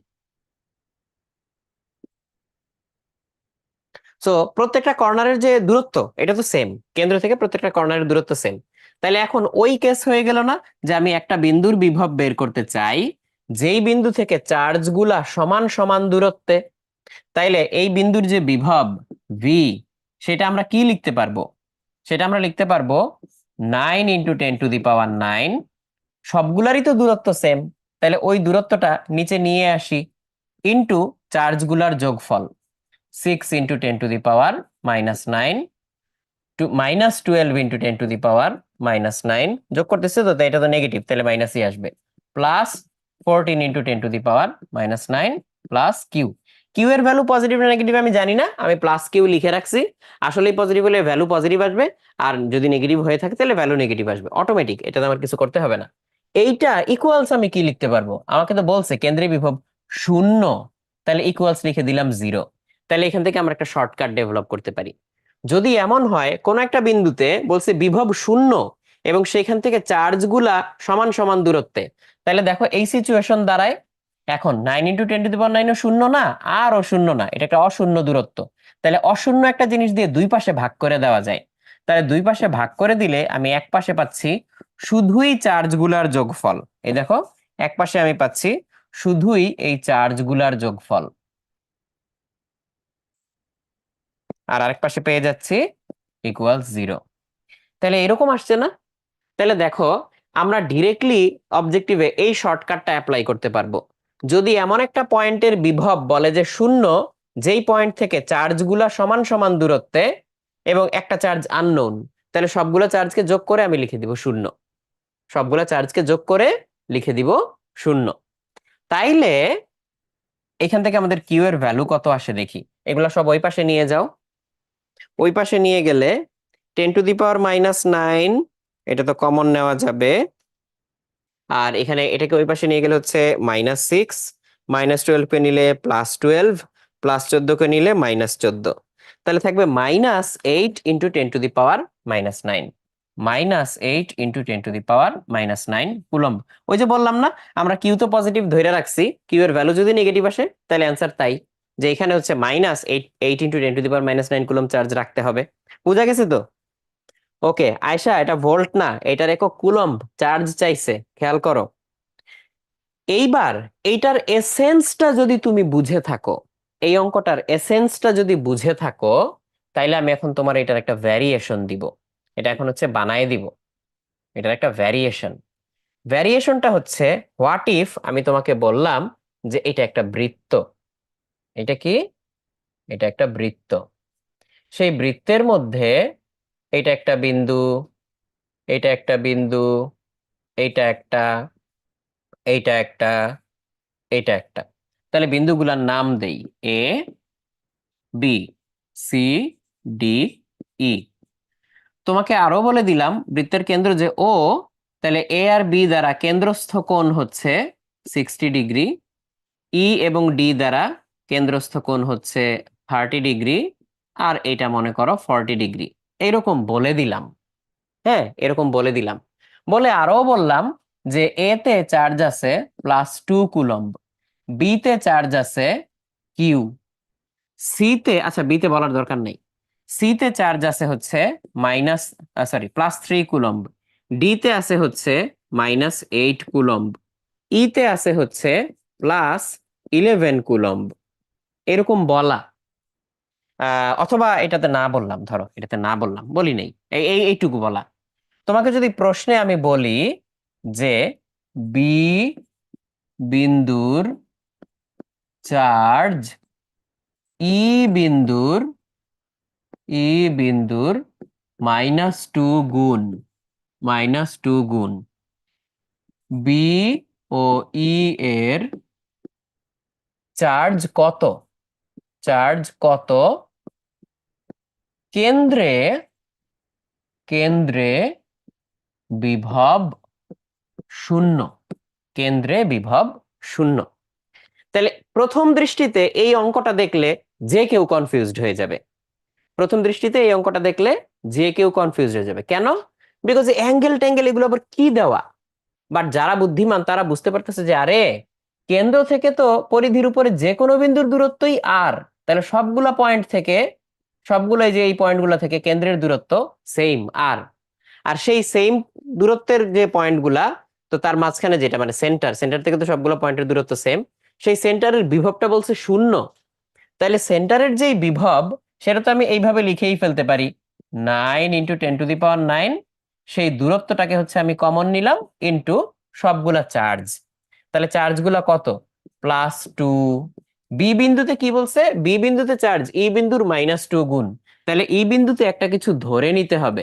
তাহলে ই বিন্দুতে আমি ধরে নিলাম কিউ, তাহলে বি বিন্দুতে তার -2 গুণ, তাহলে -2Q এইভাবে ধরে নিতে হবে। তাহলে হচ্ছে আমাদের এই যে কমন নিয়ে এ বিন্দুর চার্জ কত, +2, কমন নিয়ে এ বিন্দুর চার্জ হচ্ছে +2, বি বিন্দুর চার্জ কত, -2Q, সি বিন্দুর চার্জ কত, +3, তারপর হচ্ছে ডি বিন্দুর চার্জ কত, -8, ই বিন্দুর চার্জ কত, +Q, পুরাটা হয়ে গেছে ইকুয়ালস বলে দিছে 0। তাহলে সাবজেক্টিভে আসলে আমরা এইভাবে করব। আর এই অঙ্কটাই যখন অবজেক্টিভে আসবে, আমি তো জানি আমার এটাও লেখার দরকার নাই, এটা ওই পাশে নিলে 0 হয়ে যাবে, আমি শুধু চার্জগুলো যোগ করে 0 লিখে দিব, শুধু চার্জগুলো যোগ করে 0 লিখে দিব। তাহলে পরের লাইনে তাই করি, শুধু চার্জ যোগ করতেছি, 2 -2Q +3 -8 +Q = 0। আর -2Q +Q মিলে হচ্ছে আমার কি থাকবে, -Q থাকবে। তাহলে হচ্ছে 2 আর 3 যোগ করে 5 -Q -8 = 0, এইটা আসছে না? এই যে 2 আর 3 যোগ করে 5, -2Q আর +Q মিলে -Q, আর এখানে -8, তাহলে 5 - 8 কত, -3, -3 - Q = 0। তাহলে Q ইকুয়ালস কত, এই -3 কে ওই পাশে নিয়ে যাও, তাহলে Q ইকুয়ালস, বা এই Q কে ওই পাশে নিয়ে যাও, একই কথা, এই -Q কে ওই পাশে নিয়ে গেলে +Q, তাহলে Q ইকুয়ালস হচ্ছে -3, তাহলে Q ইকুয়ালস হচ্ছে -3। তাহলে -2Q ইকুয়ালস কত, তাহলে -2Q ইকুয়ালস হচ্ছে +6। তার মানে আসলে এইখানে হচ্ছে 6 কুলম্ব চার্জ ছিল, আর এইখানে হচ্ছে -3 কুলম্ব চার্জ ছিল। তাহলে এগুলো হচ্ছে তোমার ফাইনাল অ্যান্সার। বুঝতে পারছো না? তাহলে এটা হচ্ছে তোমার ফাইনাল অ্যান্সার। তাহলে এখন অবজেক্টিভে তুমি নিজেই এটা তাড়াতাড়ি করে ফেলতে পারবা, অনেক হিসাব নিকাশ করতে হবে না। ওকে, তাহলে -3 কুলম্ব হচ্ছে একটা অ্যান্সার, আর 6 কুলম্ব হচ্ছে একটা অ্যান্সার। তাহলে অ্যাঙ্গেলটা হচ্ছে আসলে ভয় দেখানোর জন্য। তাহলে লুৎফর রহমান জিজ্ঞেস করছো যে ভাইয়া সেন্টারে কি তাহলে সবসময় 0ই হয়? Not necessarily. তাহলে চলো সেন্টারে হচ্ছে 0 না থাকলে কি হয় দেখি। তাহলে এটা হচ্ছে আমাদের কি বলবো, এটা তো বানানো অঙ্ক, তাহলে এটা কি নাম্বার দেওয়া যায়? আচ্ছা, নাম্বার দেওয়ার দরকার নেই, একটা স্টার দিয়ে রাখি, স্টার, এটা 1 দিলাম। এখন সেন্টারে সবসময় যে 0ই হবে তা তো আর না, সেন্টারে তো অন্য কিছুও বলতে পারে। যেমন কি বলতে পারে, ধরো এটা আমি খালি করে দেই, এটা আমি খালি করে দেই, আমরা একটা বর্গক্ষেত্রই না হয় নিলাম, এই যে একটা বর্গক্ষেত্রই না হয় নিলাম। তাহলে বর্গক্ষেত্রের প্রতিবাহু ধরলাম 2 মিটার, 2 মিটার প্রতিবাহু 2 মিটার। তো এইখানে আমি বলছি +3 কুলম্ব চার্জ, এইখানে বলছি -5 কুলম্ব চার্জ, এইখানে বলছি +9 কুলম্ব চার্জ, আর এই যে কেন্দ্র, কেন্দ্রটা হচ্ছে পি। তাহলে হচ্ছে এই, আর এই বিন্দুটা এটার নাম দিলাম হচ্ছে আর। তাইলে আর এর চার্জ, আর এর চার্জ কত হলে পি এর বিভব 100 ভোল্ট, এটা জানতে চাইলাম। তো এখানে তো আর 0 বলি নাই, 100 বলছি। তো এখনো তো এই বিন্দু থেকে ওই কর্নারের বিন্দুগুলোর দূরত্ব সমান, সেই দূরত্বটাকে আমরা হচ্ছে আর ধরে নিচ্ছি। তাহলে এই আর এর ভ্যালু আগে বের করে ফেলো। তাহলে আমাদের কর্ণ হচ্ছে কত, √2 × 2। কর্ণ হচ্ছে √2 ইন্টু বাহু, তাহলে এটা কি অর্ধ কর্ণ। তাহলে হচ্ছে √2 ইন্টু বাহু ডিভাইডেড বাই 2। এটা হচ্ছে আমাদের কর্ণ, কর্ণের অর্ধেক আর এইটা। তাহলে আর এর ভ্যালু আসলে হচ্ছে √2, আর এর ভ্যালু হচ্ছে শুধু √2। তো সে যাই হোক, তাহলে আমরা এখন ওই যে পি এর ভোল্টেজ ইকুয়ালস 100 ইকুয়ালস কি লিখতে পারবো, 9 × 10⁹। দূরত্ব তো এখানেও সবগুলা সেম, তাহলে সেই দূরত্বটা নিচে কমন গেল। আর আর এইবার চার্জ গুলার যোগফল কত, 3 - 5 + 9। এবং আর বিন্দুর চার্জ এটা আমরা জানি না, আর বিন্দুর চার্জটা হচ্ছে আমি ধরে নিলাম কিউ, তাহলে আমাকে এখানে লিখতে হবে কিউ। ব্যাস। এখন তো আর এটা 0 না যে এটা বাদ পড়ে যাবে, তাইলে কি হবে, তাইলে ওই 3 - 5 + 9 plus Q, 3 - 5 + 9 plus Q equals কত হয় দেখো, এটা ওই পাশে চলে যাবে। তাহলে হচ্ছে 100 × আর, আর মানে হচ্ছে √2 ডিভাইডেড বাই 9 × 10⁹। তাহলে এইখান থেকে এখন কিউ এর ভ্যালু তুমি বের করো। তাহলে কিউ এর ভ্যালু বের করলে এখানে আসতেছে আমাদের 100 √2 ডিভাইডেড বাই 9 × 10⁹। এটা আসতেছে না, 100 √2, এই যে এটা এই পাশে চলে গেছে, এটা নিচে চলে গেছে। 100 √2 ডিভাইডেড বাই 9 × 10⁹। কিউ এর ভ্যালু বের করতে, তাহলে 9 ওই পাশে নিব, তাহলে -9, -5 ওই পাশে নিব, +5, 3 ওই পাশে নিব, -3, তাহলে -7 আসছে। -7 তোমাদের আসছে -7, তাহলে -7 কুলম্ব। এটা হচ্ছে এটার অ্যান্সার আসছে, -7 কুলম্ব। আয়শা লিখছো -6.999, হ্যাঁ ঠিক আছে, এটাই 7, এটাই 7, -7 এই। আর সাইদুর জিজ্ঞেস করছো যে ভাইয়া তাহলে ট্রায়াঙ্গেল হইলে কেমনে করব। ট্রায়াঙ্গেল হইলো, ট্রায়াঙ্গেলের যদি আমরা ভর কেন্দ্র থেকে দূরত্ব নেই, তাহলে তো সব দিকেই আসলে কি আসে, সমান আসে নাকি আসে না, ভর কেন্দ্র থেকে আসে না। জিনিসটা হয় কি, মানে ট্রায়াঙ্গেলের বেলায় ওই সেন্টারটা কোনটা, যেখান থেকে সবগুলা ওই মাথার পয়েন্টের দূরত্ব একই, ওইটাকে বলে ওই ট্রায়াঙ্গেলটার হচ্ছে আহ কি বলে এটাকে, বহির্বৃত্তের কেন্দ্র। ট্রায়াঙ্গেলের বহির্বৃত্তের কেন্দ্র, ট্রায়াঙ্গেলের যেটা বহির্বৃত্ত সেই বহির্বৃত্তের কেন্দ্র, সেখান থেকে হচ্ছে ডিস্টেন্স গুলা সেম আসবে। হ্যাঁ পেরিসেন্টার, রাইট। আচ্ছা, ট্রায়াঙ্গেল ট্রাপিজিয়াম যেটাই হোক, ট্রায়াঙ্গেল বা ট্রাপিজিয়াম যেটাই হোক, বিভবের মূল নিয়ম হচ্ছে যে যেই পয়েন্টে বিভব বের করব সেই পয়েন্ট থেকে দূরত্ব কতটুকু, আর ওই যেই চার্জের কারণে এখানে বিভব তৈরি হবে সেই চার্জটা কতটুকু। তাহলে 9 × 10⁹ 3/r প্লাস 9 × 10⁹ -5/r এরকম। আচ্ছা একটা জিনিস আবার একটু এখানে দেখায় নেই, এটা তো আমাদের 2 নাম্বার হ্যান্ডমেড প্রবলেম ছিল। আরেকটা জিনিস একটু দেখায় নেই, হ্যাঁ এই জিনিসটা দেখাইলে ভালো হবে। আমরা কি পেজ নিতে পারছি, দেখি তো। এই যে এটা আমাদের এই প্রবলেমটা ছিল, এটাতে আমরা হচ্ছে বানায় দেখছি একটা, এটা আরেকটা, এটা আরেকটা, হ্যাঁ পেজ নিতে পারছি। আচ্ছা দেখো তো, এই যে আমাদের এইখানে আমরা ধরো 10 মিটার দূরত্বে একটা পয়েন্টে বিভব বের করতে চাই, এইখানে যদি আমার +20 কুলম্ব থাকে, তাহলে ভি কত, 9 × 10⁹, ওই 20 ডিভাইডেড বাই 10। আচ্ছা সেম জিনিস আমরা যদি করতাম 10 মিটার দূরত্বেই, কিন্তু এখানে -7 কুলম্ব চার্জ আছে, তাহলে ভি কত হইতো, 9 × 10⁹ -7/10। তাহলে বিভবটা কিন্তু ঋণাত্মক আসতো। তাহলে সেন্ট্রাল চার্জ নেগেটিভ হলে বিভব ঋণাত্মক, সেন্ট্রাল চার্জ পজিটিভ হলে বিভব ধনাত্মক বা পজিটিভ আসে, এটা কিন্তু মাথায় রাখতে হবে। আচ্ছা এটাও না হয় গেল, চলো এই পেজটা আমরা আবার কপি করি। আবার কপি করি, করে এবার একটু ডিফারেন্ট জিনিস জানতে চাই তোমার কাছ থেকে। সবাই একটু খেয়াল করো তো। আমি আবার হচ্ছে একটা আয়তক্ষেত্রই আঁকতেছি, আবার একটা আয়তক্ষেত্রই আঁকতেছি। তোমাকে বললাম এই যে আয়তক্ষেত্র, এর যে চারটা কর্নার এ, বি, সি, ডি। এখন আমি তোমাকে বলছি যে এ তে আছে +5 কুলম্ব, বি তে আছে +3 কুলম্ব, সি তে আছে -1 কুলম্ব, ডি তে কত আছে জানি না, তাহলে ধরলাম কিউ। তোমাকে বললাম এই যে সিডির মধ্যবিন্দু, এটাকে নাম দিলাম ই, সিডি বাহুর মধ্যবিন্দু, এটা আমাদের 3 নাম্বার হ্যান্ডমেড। সিডি এর মধ্যবিন্দুর মধ্যবিন্দুর বিভব -3 ভোল্ট হলে ডি এর চার্জ কত? আমি শূন্যও বলতে পারতাম, +5ও বলতে পারতাম, বাট -3 বলছি, আমার ইচ্ছা। তাহলে এটা -3 করতে চাইলে ডি এর চার্জ কত? তাইলে এখন আমি কি করব? তাহলে তো সবগুলোর থেকে দূরত্ব লাগবে। আচ্ছা, এটা যেহেতু মধ্যবিন্দু, তাহলে এটার এই পাশে যতটুকু এই পাশে ততটুকু। আর তাহলে এই বি থেকে ডিস্টেন্স হচ্ছে এইটা, এ থেকে ডিস্টেন্স হচ্ছে এইটা। এখন আমাদের বর্গক্ষেত্রের একটা বাহুর দৈর্ঘ্য যদি এ হয়, আর এখানে এই দৈর্ঘ্যটা তাহলে কি হবে? a/2 হবে।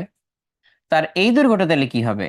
√, এটা এ, এটা হচ্ছে a/2, তাহলে √a² প্লাস a²/4।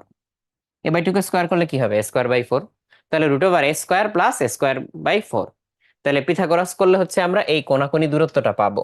তো আমাদেরকে বলে দিছে যে বর্গক্ষেত্রের প্রতিটা বাহু মনে করো 3 মিটার করে। তাহলে এখন আমরা কি করতে পারি? তাহলে এখন আমরা হচ্ছে ই পয়েন্টের যে ভোল্টেজ ভিই, এটা আমাকে প্রশ্নে বলে দিছে কত হইতে হবে? -3 ভোল্ট হইতে হবে। তাহলে আমরা এবার শুধু 9 × 10⁹ টাই কমন নিতে পারবো, কিন্তু ডিস্টেন্স গুলা এখন সবগুলোর জন্য আলাদা আলাদা। আমাদের এই যে বি বিন্দু থেকে ডিস্টেন্স কত, এই যে এইটা, বি বিন্দুর চার্জ কত? বি বিন্দুর চার্জ হচ্ছে +3। বি বিন্দু থেকে ডিস্টেন্স আর এই বিন্দু থেকে ডিস্টেন্স একই তো। তাহলে এখানে আসবে আমাদের √a² প্লাস a/2² মানে a²/4। তারপরে হচ্ছে -1 কুলম্বের জন্য বিভব কত? -1, দেখো আমি এখানে প্লাস দিছিলাম মানে বিভব গুলো যোগ করতেছি, বাট সেন্ট্রাল চার্জটা কি মাইনাস এই ক্ষেত্রে। তাহলে -1 এর জন্য এখানে কত ভোল্টেজ তৈরি হবে? -1 এখান থেকে ডিস্টেন্স a/2।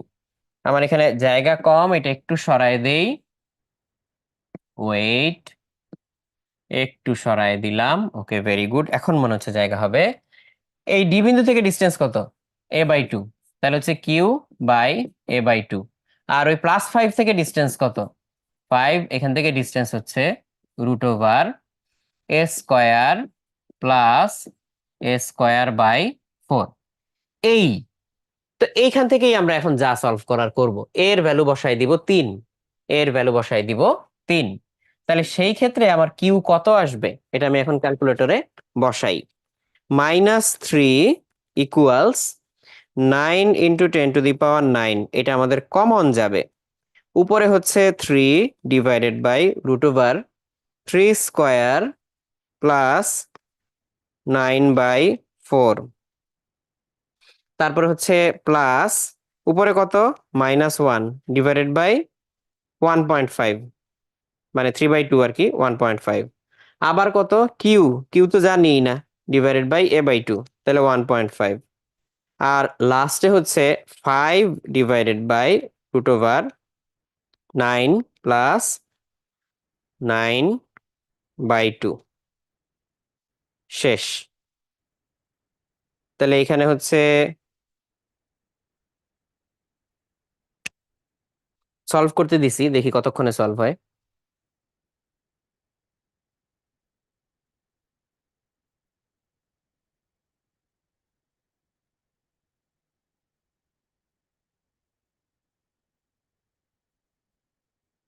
মাগরিবের আজান এইখানে এখনো দেয় নাই, আর 1 মিনিট পরে দিবে।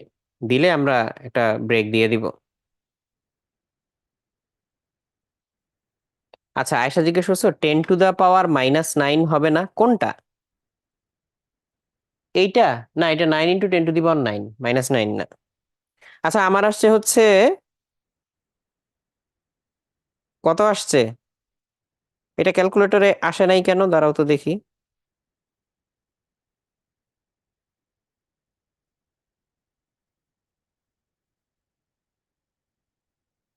√(a²+a²/4) কত?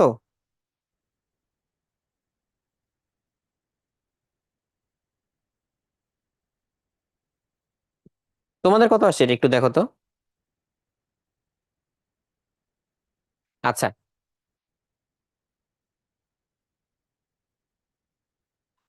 ম্যাথ গুলাতে তো তাহলে সেন্টারের পটেনশিয়াল বলা থাকে, হ্যাঁ। অনেক ক্ষেত্রে সেন্টারে বলা থাকে, এখানে সেন্টার না বলে সিডি এর মধ্যবিন্দু বলছি। তাহলে এখন সিচুয়েশন চেঞ্জ। তাহলে এটা কত আসছে একটু দেখো, এটা কত আসছে একটু দেখো। তাহলে আমিও আবার একটু হিসাব করি। এদিকে হচ্ছে -3 / 9 × 10⁹ ইকুয়ালস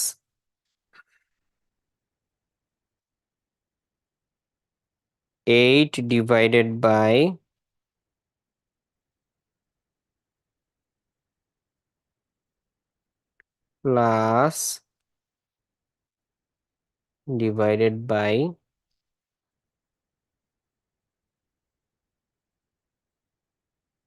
আসছে এইটা 2.58 আসছে আমার, -2.58। এটা আসছে কিনা দেখো তো। -2.58, কিউ এর ভ্যালু -2.58, এটা আসছে কিনা। -2.58, যদি এটা এসে থাকে তাহলে অ্যান্সার ঠিক আছে, এত কুলম্ব। আচ্ছা তাহলে আমরা এখন ব্রেক নিয়েই নেই একটা, হ্যাঁ। তাহলে এখন কয়টা বাজে আমার ঘড়িতে?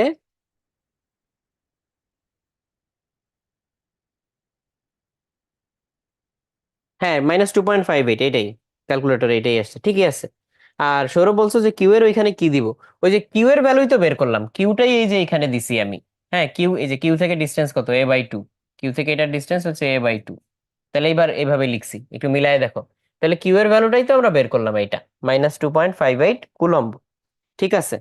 তাহলে আমার এখানে এখন ঘড়িতে কয়টা বাজে? 6টা 40 বাজে। তাহলে 40 থেকে 50 পর্যন্ত তাহলে নামাজের বিরতি দিই নাকি? 40 থেকে 50। ঠিক আছে। ও আচ্ছা, হিসাবে কি গরমিল আছে বলতেছো? কোনো গন্ডগোল হইতে পারে? তা আমরা এটা ম্যানুয়ালি হিসাব করি। ম্যানুয়ালি হিসাব করলেই তো হয়। ম্যানুয়ালি হিসাব করলে আমার তো হচ্ছে এই কিউ বের করা দরকার। তাহলে কিউ আমি বের করতে চাই। তাহলে এই পাশে আমি এটাকে নিয়ে আসলে -3 / 9 × 10⁹ আর এইখানে এই পাশে কি আছে দেখো তো। এটার নিচে আর এটার নিচে সেম জিনিস, তাহলে 3 আর 5 8। তাহলে এটাকে এই পাশে নিয়ে আসলে -8 / √9 + 9/4, এইরকম। আর বাকিটুকু কি থাকতেছে? ওই Q - 1 নিচে হচ্ছে এইটা। তাইলে হচ্ছে এই পুরাটার সাথে আমরা হচ্ছে a/2, এই নিচের থেকে এখানে আইনা গুণ করে দিলাম। তাহলে হচ্ছে a/2। a/2 মানে কত? 1.5। তাহলে এখানে ডিরেক্টলি 1.5 লিখে দিলাম। 1.5 ইকুয়ালস হচ্ছে Q - 1। তাহলে এই Q - 1 যেহেতু, তাহলে এখানে +1 দিয়ে দেই, তাইলেই হচ্ছে কিউ এর ভ্যালু পাওয়া যাবে এইটা। তো এটা ক্যালকুলেটরে এখন বসাও, দেখো কত আসে। তাইলে হচ্ছে আমার আসতেছে -3 / 9 × 10⁹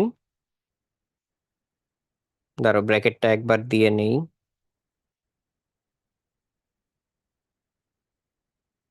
-8 / √9 +9/4, ব্র্যাকেট ক্লোজ, 1.5 +1।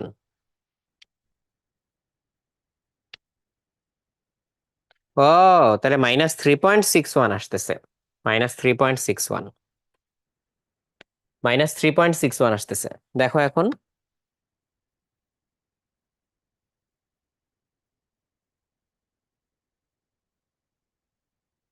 এই যে,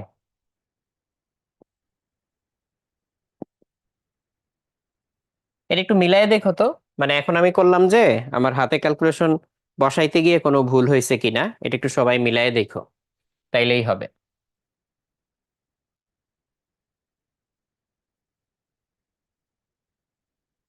এই যে আমি প্রথমে এটাকে এটা দিয়ে ভাগ করছি, আসছে এখানে, দেন হচ্ছে 3 আর 5 যোগ করে 8, নিচে হচ্ছে এইটা। তাহলে এটাকে এই পাশে নিয়ে আসছি, এই পাশে নিয়ে আসলে এটা বিয়োগ হয়েছে। আর এই যে এই দুইটার নিচেই 1.5 আছে, সেই 1.5 কে পুরাটার এখানে উপরে উঠায় নিয়ে আসছি, -1 আছে এটাকে প্লাস করছি। লেখা ঠিক আছে, এবার ক্যালকুলেশনে বসাইছি কিনা এটা দেখতে হবে। -3/9 × 10⁻৯ -8/9। ও, মাইনাস দিছি আমি এখানে, সরি ভুল করেছি। তাহলে 9 + 9/4, 1.5 + 1। ও, ঠিকই আছে, আমরা আগে যেটা হিসাব করছিলাম ওইটাই, আমি এখন বসাইতে ভুল করছি। আগের হিসাব ঠিক ছিল, -2.58 কুলম। ঠিকই তো আছে, তাহলে তো কোনো সমস্যাই নাই, আগেরটাই ঠিক আছে। ওকে, এখন হচ্ছে আয়েশার প্রশ্নটার উত্তর দেই, কিভাবে মেমোরাইজিং স্কিল বাড়ানো যায়। আর হচ্ছে আরেকটা প্রশ্ন করছিলা, আরেকটা প্রশ্ন করছিল, তার একটু দেখে নি, আগে এটার অ্যান্সার দিয়ে নি। মানে কিভাবে তুমি হচ্ছে মেমোরি বাড়াবা, এটার অনেকগুলা টেকনিক আছে। তুমি হচ্ছে কোনো একটা কিছু মনে রাখার জন্য তোমার যত বেশি ইন্দ্রিয়কে তুমি অ্যাক্টিভেট করবা, তত এটা মনে থাকবে। কোন একটা কিছু শুধু শুনলে যতটুকু মনে থাকে, শোনার সাথে সাথে দেখলে তার চেয়ে বেশি মনে থাকে। দেখার সাথে সাথে তুমি যদি এটা নিজে বলো, রিপিট করো, তাইলে আরো মনে থাকে। তুমি যদি এবার ওই জিনিসটা চোখ বন্ধ করে মানে স্মৃতি থেকে রিকল করার চেষ্টা করো, অর্থাৎ মুখস্থ বলার জন্য এটাকে রিকল করো মাথায়, ইমেজটা দেখার চেষ্টা করো, তাহলে আরো বেশি মনে থাকে। এবার সেটা যদি তুমি লিখো, ইভেন দেখে দেখেও যদি লিখো, তারপরে না দেখে লেখার চেষ্টা করো, আরো বেশি মনে থাকে। আরো কেমনে বেশি মনে রাখা যায়, সেটা হচ্ছে এত কিছুর পরে এই জিনিসটা তুমি যদি হচ্ছে মানে প্র্যাকটিক্যালি পারফর্ম করার উপায় থাকে, বা প্র্যাকটিস করার, বা হচ্ছে কি বলা যায়, এক্সপেরিমেন্ট করার উপায় থাকে, সব ক্ষেত্রে থাকবে না, যদি থাকে এবং সেটা করতে পারো, তাইলে আরো বেশি মনে থাকে। ইভেন তুমি নিজে করতে না পারলেও কেউ করতেছে ওটা দেখছো, তাইলেও এটা কিছুটা লাভ হয়। তার চেয়েও বেশি মনে থাকে তুমি যদি এটা অন্য কাউকে পড়ানোর চেষ্টা করো, তাহলে দেখবে আরো বেশি মনে থাকে। জাস্ট কিচ্ছু না, তুমি ধরো আরেকজনকে বোঝানোর জন্যই বলতেছো একটা লেসন, হয়তো একটা সংজ্ঞা বা একটা পার্থক্য বা কিছু একটা, জাস্ট কাউকে বোঝানোর জন্য তুমি বলতেছো। এইটা করতে গিয়ে দেখো তোমার বিভিন্ন জায়গায় ট্রিগার হচ্ছে মেমোরি। কোনো কোনো জায়গায় মনে হচ্ছে যে আরে, বুঝাইতে গিয়ে দেখতেছি আমি নিজেই এখানে ভুলে যাচ্ছি, বা আমার কাছে স্পষ্ট না, যাই তো একটু দেখে আসি, হ্যাঁ আসো এবার তোমারে বুঝাই, তাইলে আরো অনেক বেশি মনে থাকে। সো এই প্র্যাকটিস গুলার থ্রুতে যদি একাডেমিক বিষয় বলো, এইভাবে চাইলে মেমোরি বাড়ানো যায়। এটা একটা সাইড, জাস্ট একটা সাইড বললাম। এরকম আরো অনেকগুলা আসপেক্ট আছে যে কিভাবে মেমোরি বাড়ানো যায়। যেমন কেউ কেউ হচ্ছে একটা মেন্টাল পিকচার দিয়ে মনে রাখে। আচ্ছা, তোমাদের বাংলা ক্লাস হয়েছে না? বাংলা ক্লাসে যে তোমাদের আরাফাত ভাই এরকম তোমাদের কোনো ছবি টবি দেখাইছে, যে পুরা বাংলা একটা লেসন বা একটা কবিতা, একবার একটা গল্প, এটাকে একটা ছবিতে নিয়ে আসছে, এরকম দেখছো তোমরা? তো ছবি দিয়ে অনেক কিছু মনে রাখা যায়। অনেক সময় ছন্দ, নেমোনিক্স, এটা দিয়ে মনে রাখা যায়। বিশেষ করে তালিকা, কোন একটা কিছুর তালিকা নেমোনিক্স দিয়ে মনে রাখা যায়, প্রত্যেকটার প্রথম অক্ষর দিয়ে কোন একটা ছন্দ বানায়, এইভাবে মনে রাখা যায়। এগুলা টেকনিক, এগুলো খুঁজে খুঁজে বের করতে হয় খুঁটায় খুঁটায়, দেন এগুলা প্র্যাকটিস করতে হয়, তাইলে মনে থাকে, নাহলে আবার এগুলো মনে থাকে না। আরো পাওয়ারফুল কিছু মেমোরি টেকনিক আছে, তুমি গুগলে সার্চ দিয়ে বা ইউটিউবে সার্চ দিয়ে পাবা। মেমোরি প্যালেস, ওটা আরো পাওয়ারফুল টেকনিক, কিন্তু এটা অনেক প্র্যাকটিসের ব্যাপার। ওইরকম যারা হচ্ছে প্র্যাকটিস করতে পারে, তারা কত কিছু মনে রাখতে পারে চিন্তা করো। মনে করো তোমাকে 50টা জিনিসের নাম পর পর বলছে, তুমি ওই টানা 50টা তো বলতে পারবাই, মাঝখান দিয়ে বললো যে 43 নাম্বারটার নাম কি, স্টিল তুমি বলতে পারবা। যদি বলে শেষের দিক থেকে 17 নাম্বারটার নাম কি, তাও তুমি বলতে পারবা, এত পাওয়ারফুল টেকনিক। ওকে, আর কিভাবে অল চ্যাপ্টার রিভিশন দিবা। আচ্ছা, রিভিশনের স্ট্র্যাটেজি হচ্ছে, তোমার যদি অলরেডি একবার করে জিনিসগুলা পড়া হয়ে থাকে, তাহলে ওই ক্লাসগুলা বের করে ক্লাসের স্লাইড গুলা দেখো। স্লাইড দেখলে তোমার মেমোরি ট্রিগার করবে যে কোন জায়গায় আমার সমস্যা আছে, কোন জায়গায় সমস্যা নাই। তখন হচ্ছে ওই জায়গাটা আবার একটু দেখে নিতে পারো, এটা হচ্ছে কুইক সলিউশন। আর আরেকটু বেশি টাইম হাতে থাকলে যেটা করবা, তখন ওই যে বইয়ের ওই চ্যাপ্টার গুলা গো থ্রু করবা। এবং অবশ্যই তোমার যদি এটা হচ্ছে মানে যেই এক্সাম হয়, ধরো হচ্ছে তোমার ফার্স্ট ইয়ার ফাইনাল বা এরকম এক্সাম, তো ফার্স্ট ইয়ার ফাইনাল বা এরকম এক্সামে তোমার যেই যেই চ্যাপ্টার আছে, তুমি গত বছরের ইয়াটাই নাও, টেস্ট পেপারটাই নাও, যে কোনো একটা টেস্ট পেপার। ওইখানে ভালো ভালো কলেজে ওই চ্যাপ্টার থেকে কি কি প্রশ্ন আসছে, সেই প্রশ্নগুলো দেখো। আর পাশাপাশি হচ্ছে বোর্ডে চ্যাপ্টার ওয়াইজ কোশ্চেন ব্যাংক পাওয়া যায়, বোর্ড কোশ্চেনের চ্যাপ্টার ওয়াইজ কোশ্চেন ব্যাংক বাজারে অ্যাভেইলেবল, সেটা দেখো। সেখানে হচ্ছে দেখো এই এই চ্যাপ্টার থেকে কি কি কোশ্চেন আসছে, ওইটা গো থ্রু করলে তোমার খুবই থরো আইডিয়া হয়ে যাবে কি ধরনের প্রশ্ন আসে এবং কোন প্রশ্নে আমার সমস্যা আছে। বাট এই পুরাটার প্রিরিকুইজিট হচ্ছে তোমার অন্তত একবার জানা থাকা লাগবে যে চ্যাপ্টার গুলার কোথায় কি আছে। একেবারে নতুন চ্যাপ্টার হলে তোমাকে আসলে শর্টকাটে ওইটা পড়েই নিতে হবে, তারপরে এই প্র্যাকটিসের ভিতরে ঢুকতে হবে। কারণ এটা হচ্ছে একবার অন্তত চ্যাপ্টারে কি আছে জানার পরে এই টেকনিক কাজ করে, নাইলে আবার অত ভালো কাজ করবে না। তাহলে আয়েশা একটা মোটামুটি লেভেলে বুঝছো কিনা আমাকে বলো। ওকে, কোন স্থানে তড়িৎ ক্ষেত্রের মান শূন্য হলে তড়িৎ বিভবের কি হবে ব্যাখ্যা করো। কোন স্থানে তড়িৎ ক্ষেত্রের মান শূন্য হলে তড়িৎ বিভবের কি হবে ব্যাখ্যা করো। সো এইটার ব্যাখ্যায় যাওয়ার আগে আমি তোমাকে দুইটা এক্সাম্পল দিতে চাই। এক্সাম্পল কি? ওই যে নিষ্ক্রিয় বিন্দু, মনে আছে? নিষ্ক্রিয় বিন্দু নিয়ে অনেক কেচ্ছা কাহিনী করছিলাম। নিষ্ক্রিয় বিন্দু পড়াইছি না তোমাদেরকে, যে কোন জায়গায় তড়িৎ ক্ষেত্রে প্রাবল্য শূন্য, সমান, এই সেই হ্যানত্যান হাবি যাবি। সো এই নিষ্ক্রিয় বিন্দুর কথা একটু চিন্তা করো তো। সো এখানে তো তড়িৎ ক্ষেত্র শূন্য নিষ্ক্রিয় বিন্দুতে। মনে করো এটা হচ্ছে +5 কুলম্ব চার্জ, এটা হচ্ছে +2 কুলম্ব চার্জ, মধ্যবর্তী দূরত্ব হচ্ছে 10 মিটার। তাইলে ধরলাম +2 থেকে x দূরত্বে নিষ্ক্রিয় বিন্দু, আর এখান থেকে হচ্ছে 10 - x দূরত্বে নিষ্ক্রিয় বিন্দু। তাহলে x এর ভ্যালু জানি আমরা কিভাবে বের করতাম, মনে আছে নিশ্চয়ই? √ বড় চার্জের মান বাই ছোট চার্জের মান ইকুয়ালস বড় চার্জ থেকে দূরত্ব ডিভাইডেড বাই ছোট চার্জ থেকে দূরত্ব। তো এখানে আমাদের 10 মিটার হচ্ছে আমাদের এখানে ডি। তাহলে এইটা করলে আমরা এখান থেকে হচ্ছে এই x এর ভ্যালুটা পেয়ে যাব। তাহলে x এর ভ্যালুটা একটু বের করি। আমাদের হচ্ছে x এর ভ্যালু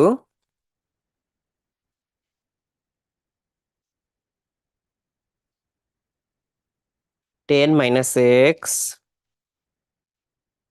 তাহলে আমাদের x এর ভ্যালু হচ্ছে 3 পয়েন্ট সামথিং, 3.874। 3.874 এটা হচ্ছে x এর ভ্যালু, এরকম আসছে। তাহলে এখানে তো তড়িৎ ক্ষেত্রের প্রাবল্য শূন্য, এখানে নিষ্ক্রিয় বিন্দু প্রাবল্য শূন্য, প্রাবল্য শূন্য। কিন্তু এখানে কি বিভব শূন্য? দেখি তো। তাহলে এই পয়েন্টের একটা নাম দেই পি। তাহলে পি বিন্দুর বিভব ইকুয়ালস, কে বিভব তৈরি করবে? এই +5, এই +2।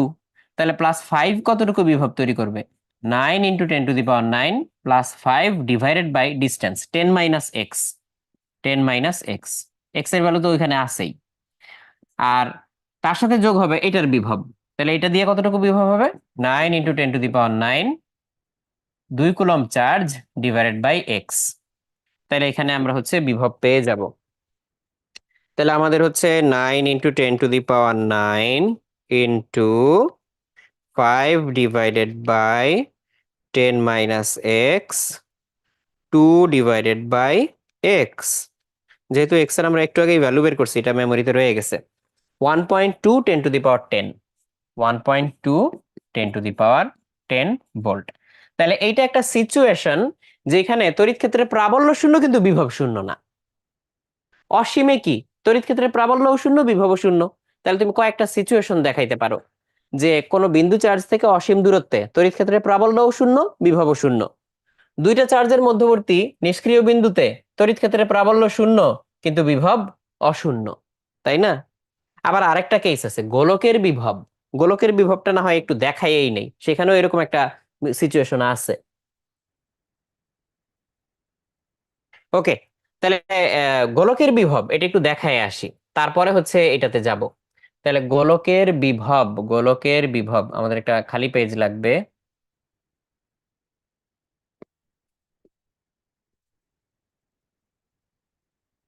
এটাতে একটু যাই।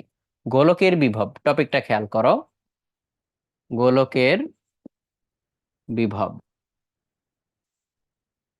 আমরা একটা গোলক নিচ্ছি, এটা সুষম পরিবাহী গোলক। জিনিসটা কি? সুষম পরিবাহী গোলক। চ্যাপ্টা হয়ে গেছে যদিও, এখনো চ্যাপ্টা হয়েছে, যাই হোক। সুষম পরিবাহী গোলক, সুষম পরিবাহী গোলক, সুষম পরিবাহী গোলক। তো সুষম পরিবাহী গোলকের বেলায় একটা কাহিনী আছে। সেইটা কি? সেটা হচ্ছে গোলকের রেডিয়াস মনে করো আর।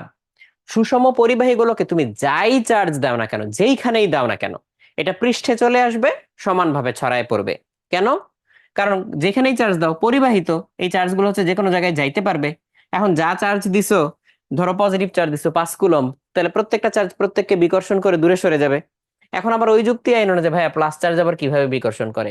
প্লাস চার্জ দূরে সরে যাবে মানে আসলে ওইখান থেকে ইলেকট্রন এখানে চলে আসবে, তাহলে প্লাসটা ওইখানে এখন পাওয়া যাবে। এই তো যাই হোক, যাই চার্জ দিবা পরস্পরকে বিকর্ষণ করে সর্বোচ্চ দূরত্বে অবস্থান করার চেষ্টা করতে গিয়ে পুরাটা জুড়ে এরকম ছড়ায় পড়বে, চার্জটা সুষমভাবে ছড়ায় পড়বে।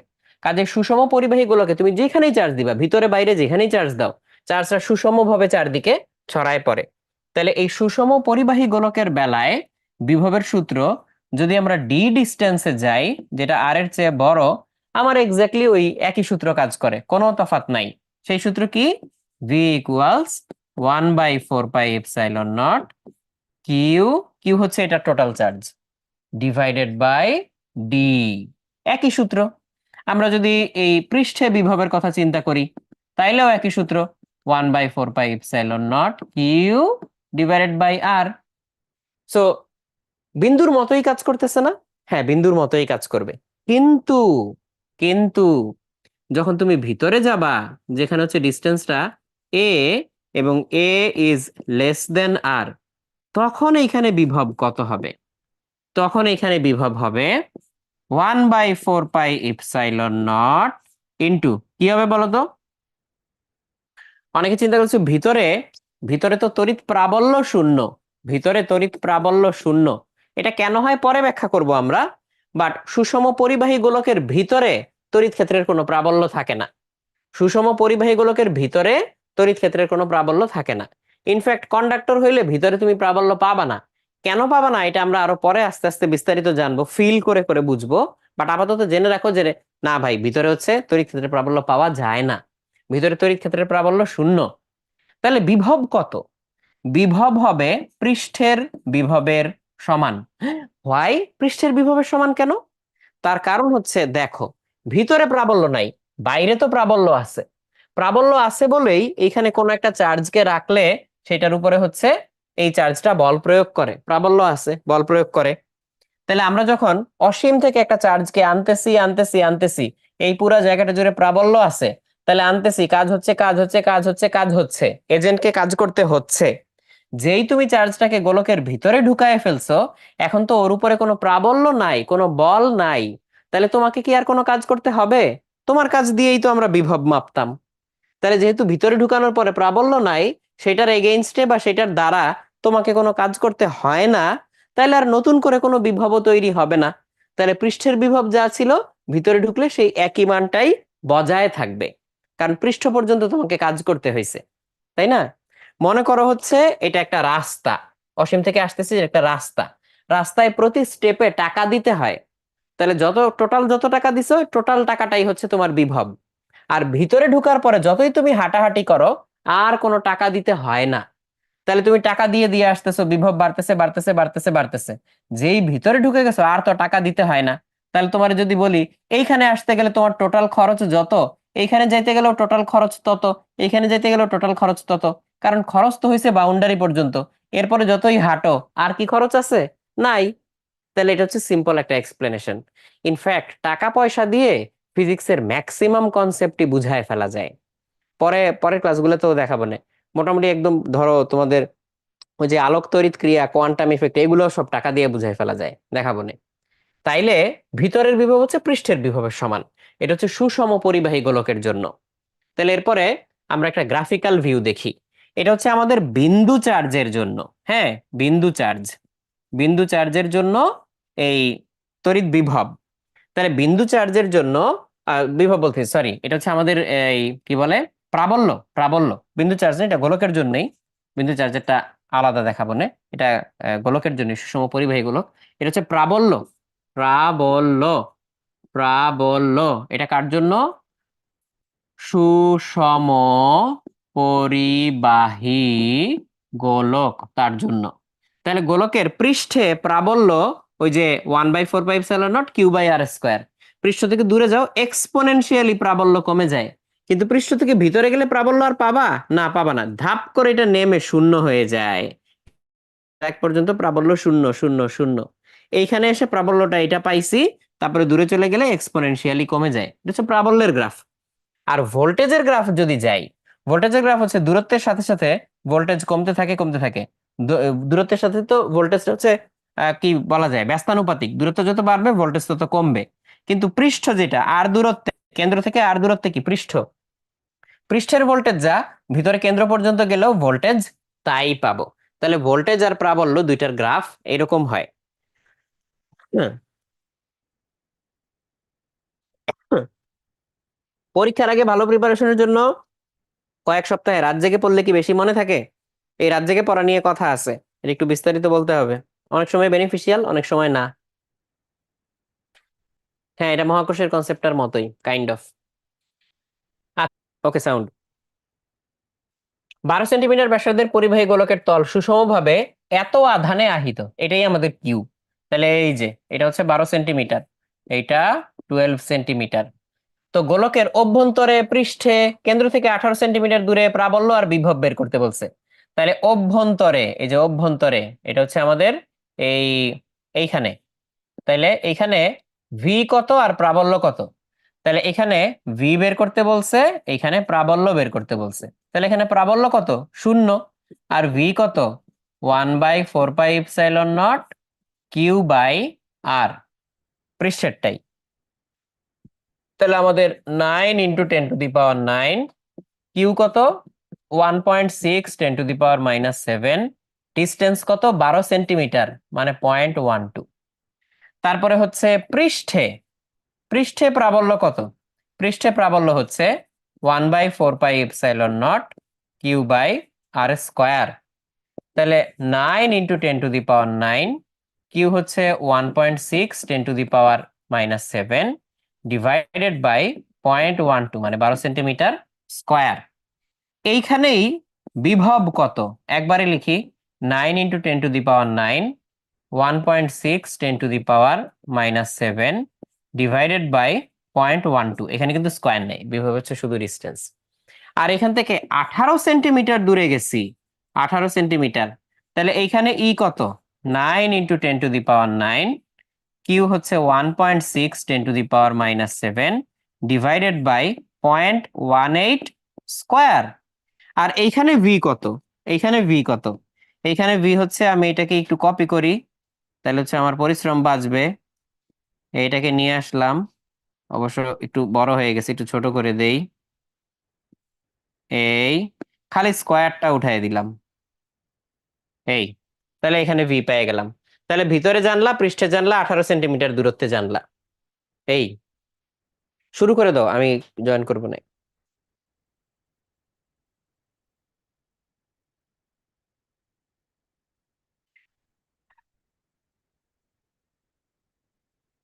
আচ্ছা, সিদ্ধাতুল মুনতাহা জিজ্ঞেস করছো যে আমার তো পরশু থেকে ইয়ার ফাইনাল, আমি এখন ইদানিং এর ক্লাসগুলো কিভাবে করব। আমি বলবো তুমি এখন ইয়ার ফাইনালেই পুরোপুরি মনোযোগ দাও। শুধু যেই ক্লাসটা তোমার দেখা দরকার পড়বে জরুরি, সেটা তুমি বের করে রেকর্ড ক্লাসটা দেখে নিও। পরে আবার এক্সাম শেষ হয়ে গেলে তুমি আবার রেগুলার ক্লাস করো। এক্সামের মধ্যে খুব ঠেকায় না পড়লে এখন রেগুলার ক্লাস করার দরকার নাই, বরং তুমি এক্সামের যেই রুটিন, যেই সিলেবাস, সেই অনুযায়ী পড়াশোনায় ফোকাস করো।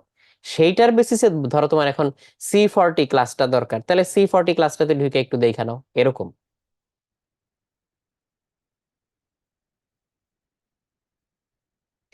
তড়িৎ বিভবের সমীকরণ, এই যে দেখো সেই জিনিস চলে আসছে। বলছে একটা তড়িৎ বিভবের সমীকরণ এত, যেখানে ভি এর একক ভোল্ট, এক্স ওয়াই জেড এদের একক মিটার। তাহলে একটা বিন্দুর অবস্থান ভেক্টর হচ্ছে এইটা। তাহলে ওই বিন্দুতে তড়িৎ ক্ষেত্রের প্রাবল্য কত? ওই বিন্দুতে তড়িৎ ক্ষেত্রের প্রাবল্য কত? তাহলে আমরা চলো তড়িৎ ক্ষেত্রের প্রাবল্য বের করার চেষ্টা করি। তড়িৎ ক্ষেত্রের প্রাবল্যের ফর্মুলা হচ্ছে মাইনাস ন্যাবলা ভি। তো ন্যাবলাটা কি ছিল? Delta delta X I. ওই যে ভেক্টরের কথা মনে করে দেখো, delta delta Y J. Delta কেন? Partial differentiation. তার মানে ওই যার রেসপেক্টে ডিফারেন্সিয়েট করতেছি সে ছাড়া বাকিদেরকে ধ্রুবক কল্পনা করতে হয়। তাহলে এখানে 2xyz²। তাহলে আমি পরের লাইনে কি লিখতে পারি? তাহলে পরের লাইনে আমি লিখতে পারি মাইনাস ডেল্টা ডেল্টা এক্স কত আমাদের 2xyz², 2xyz² minus 2xyz² minus 2xyz² তাহলে এবার এখানে কি আসে দেখি।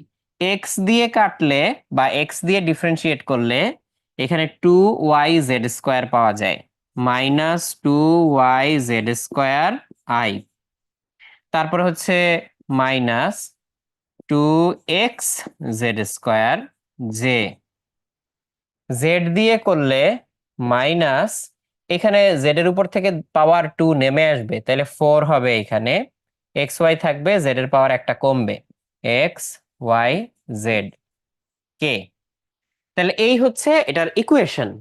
এখন ওই 3i-2j+4k, মানে এক্স এর ভ্যালু 3, ওয়াই এর ভ্যালু -2, আর এই জেড এর ভ্যালু হচ্ছে 4।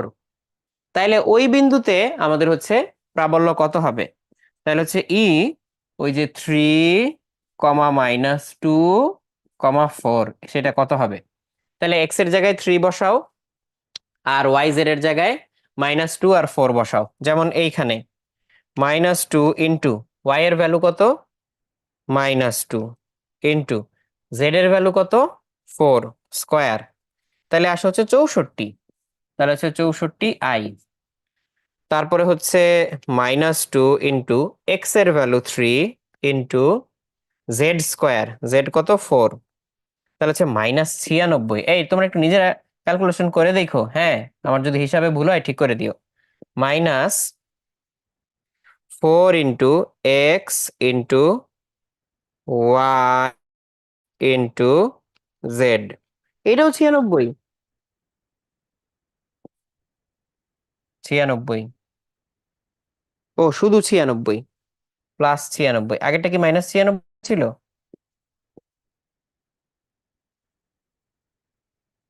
হ্যাঁ, এটা -96 ছিল, তার আগেরটা হ্যাঁ +64 ছিল। দেখো তো ঠিক আছে কিনা। ঠিক আছে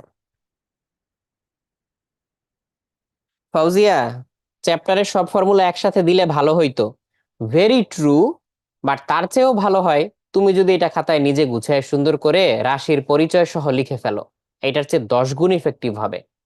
আমি এখানে ফর্মুলাগুলো কম্পাইল করে দেওয়ার চেয়ে তুমি যদি নিজে একবার লিখে ফেলতে পারো 10 গুণ বেশি ইফেক্টিভ হয়।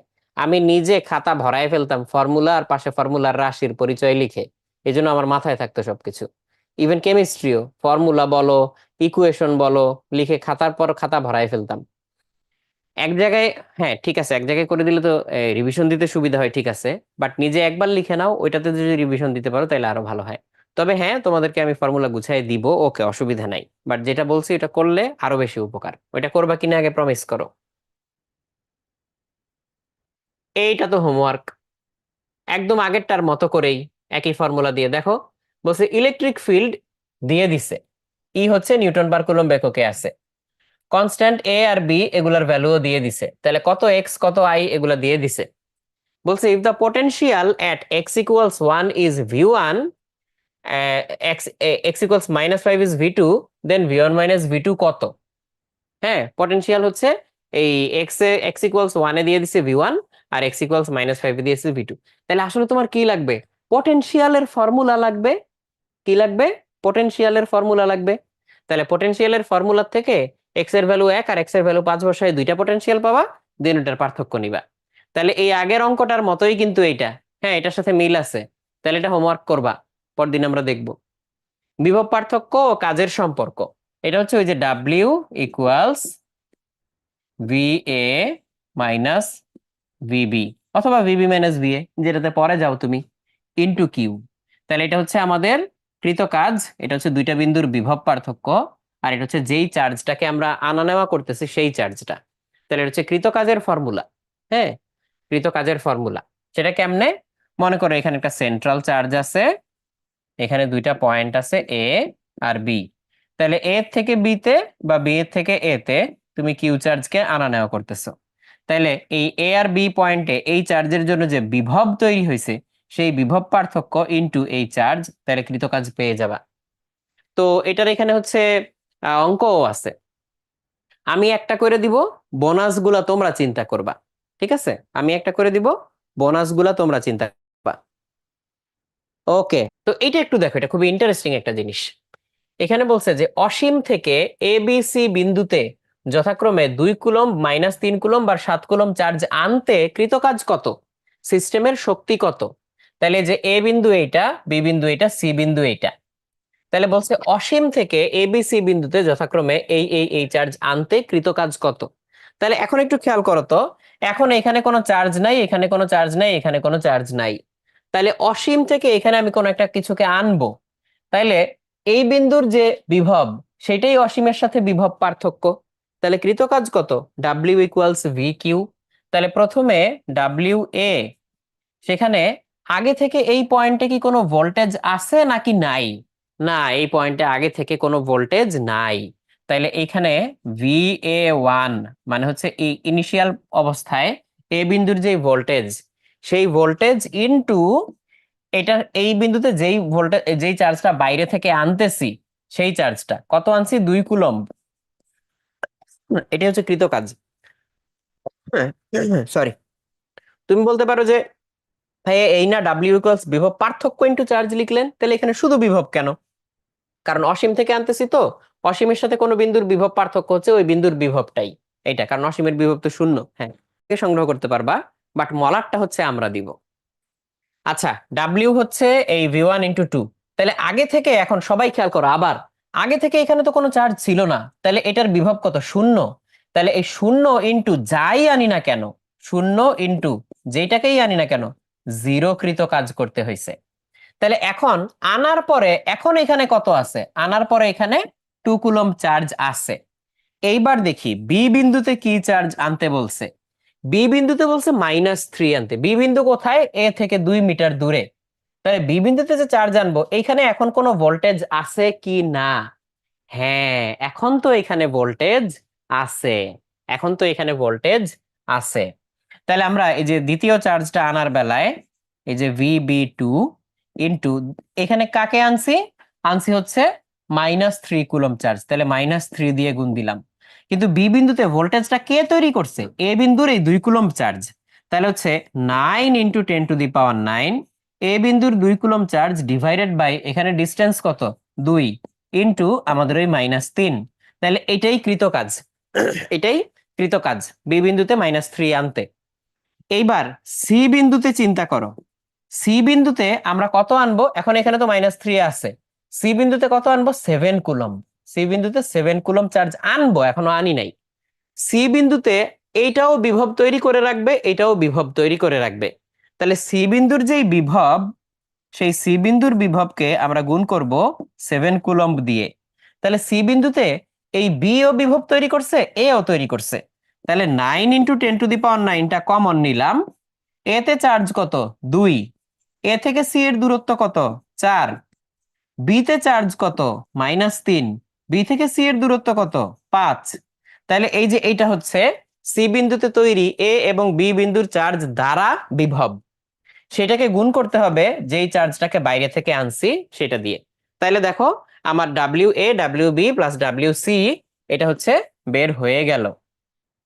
তাহলে টোটাল ওয়ার্ক ডান এটা হবে এই তিনটার যোগফল, এই তিনটার যোগফল। এখন আমার প্রশ্ন হচ্ছে যে আমরা যদি প্রথমেই সি তে 7 আনতাম, এ তে 2, শেষে হচ্ছে বি তে -3, মানে এখন যা আছে তাই, কিন্তু আগে এইটা আনছিলাম না, এখন সেটা করব না, আগে এইটা আনবো, তারপরে হচ্ছে এইটা, তারপরে এইটা, এরকম করছি। একই অ্যারেঞ্জমেন্ট বাট সিকোয়েন্স আলাদা। তাইলে কি কাজের পরিমাণ ভিন্ন হবে নাকি একই থাকবে? এখনই বলো ঝটপট, এখনই মাথায় কি আছে বলো দ্রুত। আমাদের জন্য করলে A4 করব, অর্থাৎ নরমাল খাতার যে সাইজ সেইটা। আচ্ছা, এটার অ্যান্সারে বলছে যে ভিন্ন হবে, নাফিয়া বলছো ভিন্ন হবে, লুৎফুর বলছো সেম হবে, সাইদুর বলছো ভিন্ন হবে, আবার রাজু বলছো যে আলাদা হবে। কিন্তু মাঝখানে রাজু আবার বলছে যে ভাইয়া WA তো বুঝি নাই। WA হচ্ছে যে এ বিন্দুতে প্রথম 2 কুলম্ব আনতে কতটুকু কাজ হয়েছিল আগের অঙ্কের বেলায়, মানে এটার বেলায় প্রশ্ন যেটা বলছে প্রথম 2 কুলম্ব আনতে কতটুকু কাজ ছিল। প্রথম এ বিন্দুতে বিভব তৈরি করার মতো কি কেউ ছিল? না, ছিল না। কারণ এখানেও চার্জ নাই, এখানেও চার্জ নাই, তাহলে এটার বিভব কত? শূন্য ছিল। তাহলে 0 × 2, তাহলে কোনো কাজই করতে হয় নাই। ঠিকই তো আছে, কারণ আগে তো এখানে কোনো চার্জ ছিল না। তাহলে এই চার্জটা আনতে গেলে ওর উপরে তো কেউ বল প্রয়োগ করবে না, তাহলে এটার কোনো কাজ করা লাগবে না, না করেই এখানে তুমি নিয়ে আসতে পারবা সমবেগে। এইটাই। তাহলে আনাস বলছো সেম থাকা উচিত। এখন আমি বলি, তাহলে -7 যখন আমি আনবো, প্রথমে 7-এর জন্য কৃত কাজ হয়ে যাবে 0। এইটা চিন্তা করে অনেকে বলতে পারো যে আরে প্রথমে তো 2-এর জন্য 0 হয়েছিল, আর এখন 7-এর জন্য 0, তাহলে তো এখানেই অনেক কাজ কমে গেল, তাহলে নিশ্চয়ই ডিফারেন্ট হবে। না, 7-এর জন্য 0 হয়েছে ঠিক আছে, বাট এই 7 এখানে বেশি বেশি বিভব তৈরি করে রাখবে না? তাহলে বাকি দুইটা আনলে দেখা যাবে কাজ একইভাবে ব্যালেন্স হয়ে গেছে। আমার কথা বিশ্বাস না হইলে এই সিকোয়েন্সে তুমি প্রথমে এইখানে 7 আনো, তারপরে 7-এর জন্য ওইখানে বিভব কত বের করে সেটাকে 2 দিয়ে গুণ করো, 7-এর জন্য এখানে 2-এর জন্য এখানে বিভব কত তাকে 3 দিয়ে গুণ করো, -3 দিয়ে যোগ করে দেখবা একই কাজ আসে। তাহলে যতক্ষণ পর্যন্ত অ্যারেঞ্জমেন্ট সেম থাকবে ততক্ষণ পর্যন্ত সিকোয়েন্স ম্যাটার না। অ্যারেঞ্জমেন্ট যখন এইটাই থাকবে, সিকোয়েন্স ম্যাটার না, একই পরিমাণ কাজ হবে। কিন্তু পরেরটাতে বলছে যদি প্রথমে সি-তে আমরা 2 কুলম্ব আনতাম, এ-তে -3, আর শেষে বি-তে 7, তাইলে তো এখন অ্যারেঞ্জমেন্টই চেঞ্জ হয়ে গেল। তাইলে এখন কি চেঞ্জ হয়ে যাবে? তাইলে এখন কৃতকাজও চেঞ্জ হয়ে যাবে। তো এখন কথা হচ্ছে, প্রথমটাতে জিজ্ঞেস করছিল কৃতকাজ কত, সিস্টেমের শক্তি কত। কৃতকাজই সিস্টেমের শক্তি, কৃতকাজই সিস্টেমের শক্তি, কৃতকাজই সিস্টেমের বিভব শক্তি। শেষ। তাহলে যে লুৎফুরের গেস হচ্ছে রাইট হয়েছে, তাহলে যারা যারা সেম বলছো, আয়েশাও সেম বলছো, তারপরে আনাসও সেম বলছো, যারা যারা সেম বলছো তাদেরটা ঠিক আছে। ঠিক আছে, very good, very good intuition. Okay, একটা বিন্দুতে 100 ESU তড়িৎ আধান রাখা হলো। একটা একক ধনাত্মক আধানকে 10 সেন্টিমিটার ব্যাসার্ধ বিশিষ্ট পূর্ণ বৃত্তপথে ঘুরিয়ে আনতে কি পরিমাণ কাজ করতে হবে? যদি ব্যাস বরাবর আধানটিকে অন্য প্রান্তে আনা হয় তাহলে কি কৃতকাজ ভিন্ন হবে? তো এখানে মনে হয় প্রশ্ন দেখে বুঝতে পারছো যে এটা হচ্ছে ছায়া প্রকাশনীর বই থেকে ইন্সপায়ার্ড ল্যাঙ্গুয়েজটা, তাই না? তো অনেকে দেখে হয়তো বুঝতে পারছো। এই যে লাবিব, বুঝতে পারছো না? তড়িৎ যোগ আধান একসাথে মিলে বানায় ফেলছে কি? তড়িৎ আধান। মানে বাংলা হিসেবে চিন্তা করলে গ্রামাটিক্যালি এটা কারেক্ট, তাই না? তড়িৎ যোগ আধান, তড়িৎ আধান। হ্যাঁ হ্যাঁ হ্যাঁ। সো এই যে এটার আমরা অ্যান্সার কিভাবে দিব? তাহলে সেন্টারে একটা চার্জ আছে কিউ, এই যে এটা মনে করো আমাদের সেই কিউ, আর 10 সেন্টিমিটার রেডিয়াস, 10 সেন্টিমিটার রেডিয়াস। আমরা বৃত্তপথে ঘুরায়ে আবার সেই একই জায়গায় আনলাম। তাহলে এই পয়েন্টের ভোল্টেজ যদি ভি হয়, আর যেই চার্জটাকে আমরা ঘুরাচ্ছি সেই চার্জটা যদি হচ্ছে একক ধনাত্মক আধান +1 কুলম্ব হয়, তাহলে ঘুরায়ে আবার এইখানে আনছি। তাহলে আমার এই পয়েন্টের ভোল্টেজ কি? ভি। ঘুরায় আবার তো এইখানেই আনছি, তাহলে কৃত কাজ W equals V minus V into 1 equals কত? 0।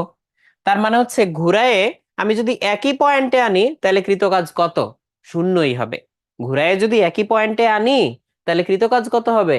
শূন্য, কারণ এই পয়েন্টের ভোল্টেজই তো তাই। আর যদি এইভাবে চিন্তা করি যে না, একটা ব্যাসের দুই প্রান্তে, এখানে ধরলাম V1, এখানে ধরলাম V2, ব্যাসের দুই প্রান্তে একটা থেকে আরেকটা এনেছি, তাহলে এই ক্ষেত্রে ডাব্লিউ কত? ডাব্লিউ প্রাইম, সেটা হচ্ছে যেই চার্জটাকে আমরা ঘুরাবো সেইটা ইন্টু বিভব পার্থক্য, V1 আর V2 এর পার্থক্য ইন্টু চার্জ। কিন্তু এইখান থেকে দূরত্ব যদি আর হয়, এখান থেকে দূরত্ব হতো আর, তাহলে V1 এর ভ্যালু কত? 9 × 10⁹ Q divided by R. V2 এর ভ্যালু কত? 9 × 10⁹ কিউ ডিভাইডেড বাই আর। আরে একই হয়ে গেল না? তাহলে V1 V2 তো সেম, তাহলে এইটাও আসবে শূন্য। তাহলে কৃতকাজ ভিন্ন হবে না, একই হবে। কৃতকাজ ভিন্ন হবে না, একই হবে। ESU electrostatic unit, ESU electrostatic unit. আর যদি ইএসইউ থেকে কুলম্ব পাইতে চাও, 1 ESU, সরি ইএসইউ লিখে ফেলছি, 1 ESU এটা পাশে লিখে দেই। এক্সাক্ট ভ্যালুটা কত? 3.3356 10⁻⁻10, 3.3356 10⁻⁻10 কুলম্ব। এটা হচ্ছে ইএসইউ ইলেকট্রোস্ট্যাটিক ইউনিট। ওকে,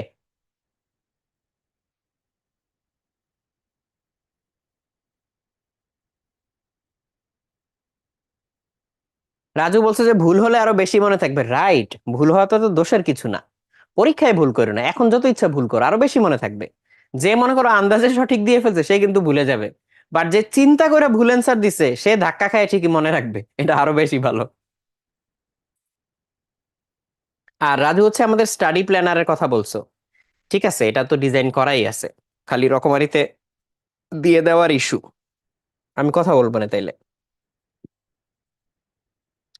নিচের গ্রাফে তড়িৎ প্রাবল্য বনাম ব্যাসার্ধ দেখানো হইল। এদিকে হচ্ছে ডিস্টেন্স, এদিকে হচ্ছে প্রাবল্য। তাহলে ডিস্টেন্সের সাথে সাথে এখানে দেখা যাচ্ছে প্রাবল্য আরো বাইরে যাচ্ছে।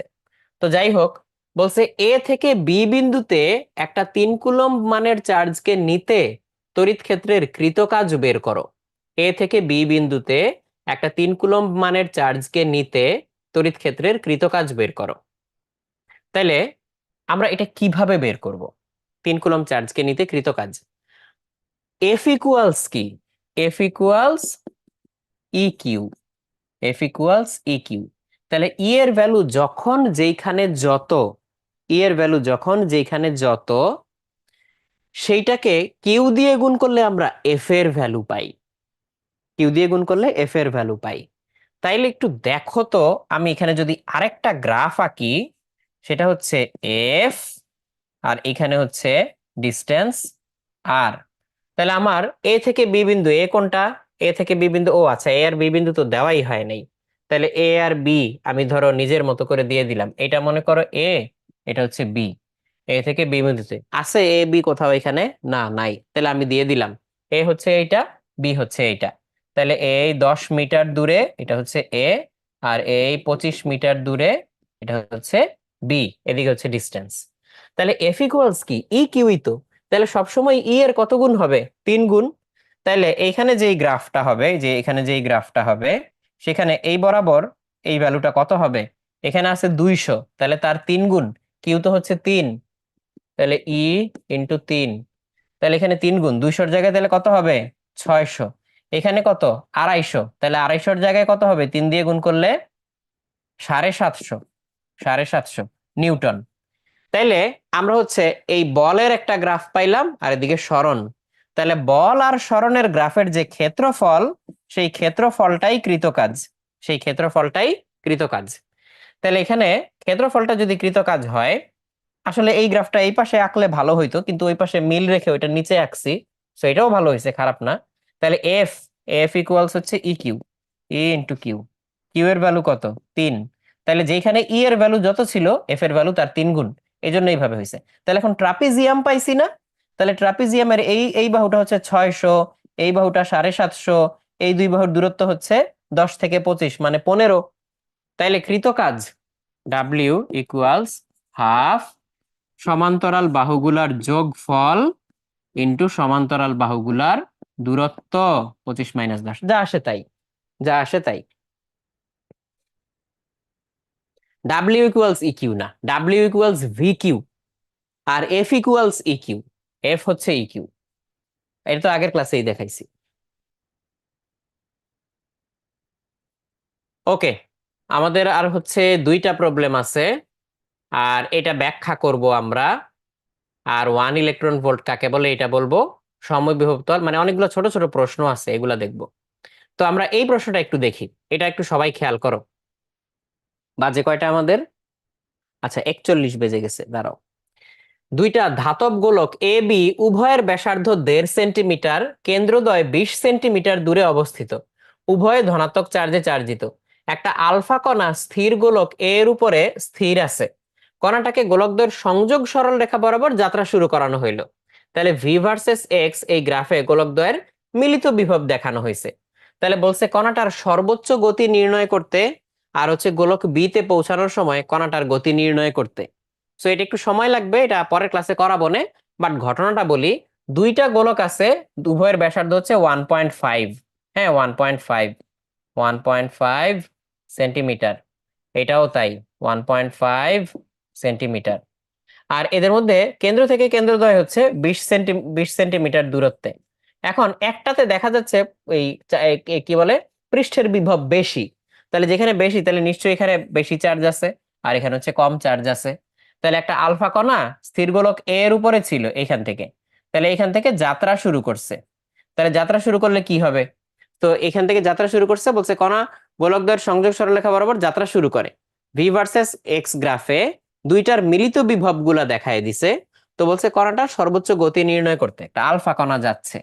সো এইটা তোমরা নিজেরা একটু ট্রাই করবা। বলছে গোলক বি তে পৌঁছানোর সময় কণাটার গতি নির্ণয় করো, এটা নিজেরা একটু ট্রাই করবা। আমি তো পরের ক্লাসে করেই দিব, এটা একবার ট্রাই করবা। আর এইটা যেটা, এটা হচ্ছে তোমাদের এমনিই হোমওয়ার্ক হিসাবে দেওয়া হয়েছে। সো দুইটা কিন্তু আজকে ওই বাইরের প্রশ্ন তোমাদেরকে হোমওয়ার্ক হিসেবে দেওয়া হয়েছে একটু চিন্তা করার জন্য। তো দুইটা প্রশ্ন আমি রেডিলি করাই দিতে চাই না এই একটা কারণেই, করাই দিতে চাইলে তো আমি করাই দিতেই পারি, বাট এটা নিয়ে তোমার মাথা খাটানোর সুযোগটা নর্মালি কম থাকে, কারণ তোমার বইয়ে তো এই প্রশ্ন নর্মালি পাও না। তো এই জন্য আগে একটু মাথা খাটাও, আমি তো পরের ক্লাসে করেই দিব। আমি বরং এই ব্যাখ্যামূলক প্রশ্নগুলোর আজকে উত্তর দিয়ে যাই। পৃথিবীর তড়িৎ বিভব শূন্য কেন, ব্যাখ্যা করো। তুমি যে কোনো একটা চার্জিত বস্তু নাও, এই যে এটা একটা চার্জিত বস্তু, সেটাকে পৃথিবীর সাথে কানেক্ট করো। কানেক্ট করলে কি হবে? এখান থেকে ইলেকট্রন উঠে আসবে। তোমাদের তারিফ ভাই আর শান্ত ভাই আমাকে নিয়ে যাওয়ার জন্য আসছে, ঠিক আছে আসতেছি, দাঁড়াও। তো এখানে হচ্ছে এই ইলেকট্রন উঠে আসবে, উঠে এসে এই চার্জ গুলাকে নিউট্রাল করে দিবে, এই যে এই চার্জ গুলাকে নিউট্রাল করে দিবে। তাহলে নিউট্রাল করে দেওয়া মানে কি? নিউট্রাল করে দিলে এটার ভোল্টেজ শূন্য। আচ্ছা, এটার যদি শূন্য ভোল্টেজ হয় এবং নিউট্রাল হয়ে যাওয়ার পরে এই চার্জের আদান প্রদান না হয়, আর হয় না যেহেতু, তাহলে আমরা বলতে পারি না এটার ভোল্টেজ যে এটার ভোল্টেজও তাই। তাহলে এটার ভোল্টেজও তাহলে কি বাই ডিফল্ট কত হয়ে যাচ্ছে? শূন্য। ও কিছু চার্জ দিয়ে ওকে নিউট্রাল বানায় ফেলছে। নিউট্রাল মানে কি? বিভব শূন্য। এরপরে আর চার্জের আদান প্রদান হয় না।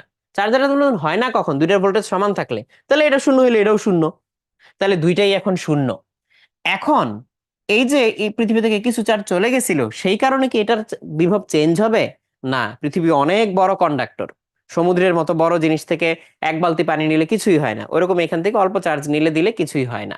সো এটা একটা শূন্যই থাকবে। তাহলে পৃথিবীর বিভব শূন্য ছিল, শূন্যই থাকবে। তাহলে এইভাবে তুমি ব্যাখ্যা করলা বিভব শূন্য। এক ইলেকট্রন ভোল্ট কাকে বলে? এটা হচ্ছে ধরো এই পয়েন্টটার ভোল্টে, এই পয়েন্টের যে বিভব সেটা 5 ভোল্ট, এই পয়েন্টের যে বিভব এটা মনে করো 6 ভোল্ট।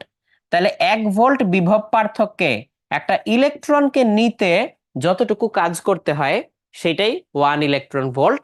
এটা হচ্ছে শক্তির একক। তাহলে ইলেকট্রন তো একটা চার্জ, তাহলে ডাব্লিউ না, ডাব্লিউ ইকুয়ালস ভি কিউ। তাহলে বিভব পার্থক্য কত এখানে?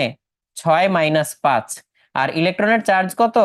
1.6 10⁻⁻19। তাহলে 1 ভোল্ট ইন্টু ইলেকট্রনের চার্জ, এইটাই হচ্ছে আমাদের ইলেকট্রন ভোল্ট। তাইলে এইটাই হচ্ছে আমাদের 1 ইলেকট্রন ভোল্ট। সোজা বাংলায় 1 ইলেকট্রন ভোল্ট মানে হচ্ছে একটা ইলেকট্রনের চার্জ ইন্টু 1 ভোল্ট, শেষ। তাহলে 1 ইলেকট্রন ভোল্ট, তাহলে এত জুল, এত জুল মানে হচ্ছে 1 ইলেকট্রন ভোল্ট। তাহলে আমি আলাদা করে লিখি, 1 ইলেকট্রন ভোল্ট ইকুয়ালস 1.6 10⁻⁻19 জুল। তাহলে আরো সোজা করে বললে ইলেকট্রনের চার্জের পরিমাণ জুল, সেটাই হচ্ছে 1 ইলেকট্রন ভোল্ট, মানে 1 ইলেকট্রন ভোল্ট শক্তি। এই আর কিছু না। আগের অঙ্কটার অ্যান্সার বের করতে হবে কি না? কোনটা, এই যে এটার নাকি এইটার? না, অ্যান্সার বের করতে হবে, করবা? আমি তো পরের দিন করে দিব। সমবিভব তল মানে হচ্ছে একটা তলের প্রতিটা পয়েন্টের বিভব যদি একই হয়, প্রতিটা পয়েন্টের বিভব সেম, তাহলে ওই তলটাকে আমরা বলতেছি সমবিভব তল। কথায় বলি, যদি আমরা হচ্ছে একই বিভব সম্পন্ন বিন্দুগুলাকে কানেক্ট করে একটা তল তৈরি করি, তাহলে ওই তলটাকে আমরা বলতেছি সমবিভব তল। যেমন আমি একটা বিন্দু চার্জ নিলাম, বিন্দু চার্জ, এইটাকে ঘিরে একটা গোলক আঁকলাম। হ্যাঁ, গোলক। তাহলে এই গোলকের পৃষ্ঠতলের যে কোনো পয়েন্টেই বিভব সেম, তাহলে গোলকের পৃষ্ঠটা হচ্ছে একটা সমবিভব তল, যেহেতু যে কোনো পয়েন্টের বিভব সেম। তাহলে এটা একটা সমবিভব তল। ওকে, কোন সমবিভব তলে চার্জ স্থানান্তরে কৃত কাজ শূন্য, ব্যাখ্যা করো। খুবই সহজ, সমবিভব তলের প্রত্যেকটা পয়েন্টের ভোল্টেজ সেম। তাহলে পয়েন্ট এ থেকে পয়েন্ট বি তে নিলে বিভব পার্থক্য কত? V minus V, zero. Zero into যে কোনো চার্জ, কৃত কাজ শূন্য। সমবিভব তলের সাথে তড়িৎ ক্ষেত্রের মধ্যবর্তী কোণ 90 ডিগ্রি কেন? এইটা অবশ্য আজকে না, এটা পরের দিন ব্যাখ্যা করব। হ্যাঁ, নেক্সট ক্লাসে। এটা আজকে না, এটা নেক্সট ক্লাসে ব্যাখ্যা করব। এটা তোমরা একটু নিজেরা চিন্তা করো। আর আপাতত আর কিছু নাই, আপাতত আর কিছু নাই, এইটুকু পর্যন্ত থাকুক। তাহলে তোমরা হচ্ছে এই ক্লাসটা দেখবা, যে জিনিসগুলো করতে বলা হয়েছে, কয়েকটা হোমওয়ার্ক দেওয়া হয়েছে, করবা। নেক্সট ক্লাসে আমরা আবার এখান থেকে কন্টিনিউ করবো ইনশাল্লাহ। তাহলে ভালো থেকো, সুস্থ থেকো। আজকে যে কথাগুলা বললাম এগুলা খেয়াল রেখো। আর গ্রুপে অবশ্যই তোমাদের উৎকর্ষের সাথে জার্নিটা নিয়ে একটা পোস্ট দিও। ওকে, আল্লাহ হাফেজ।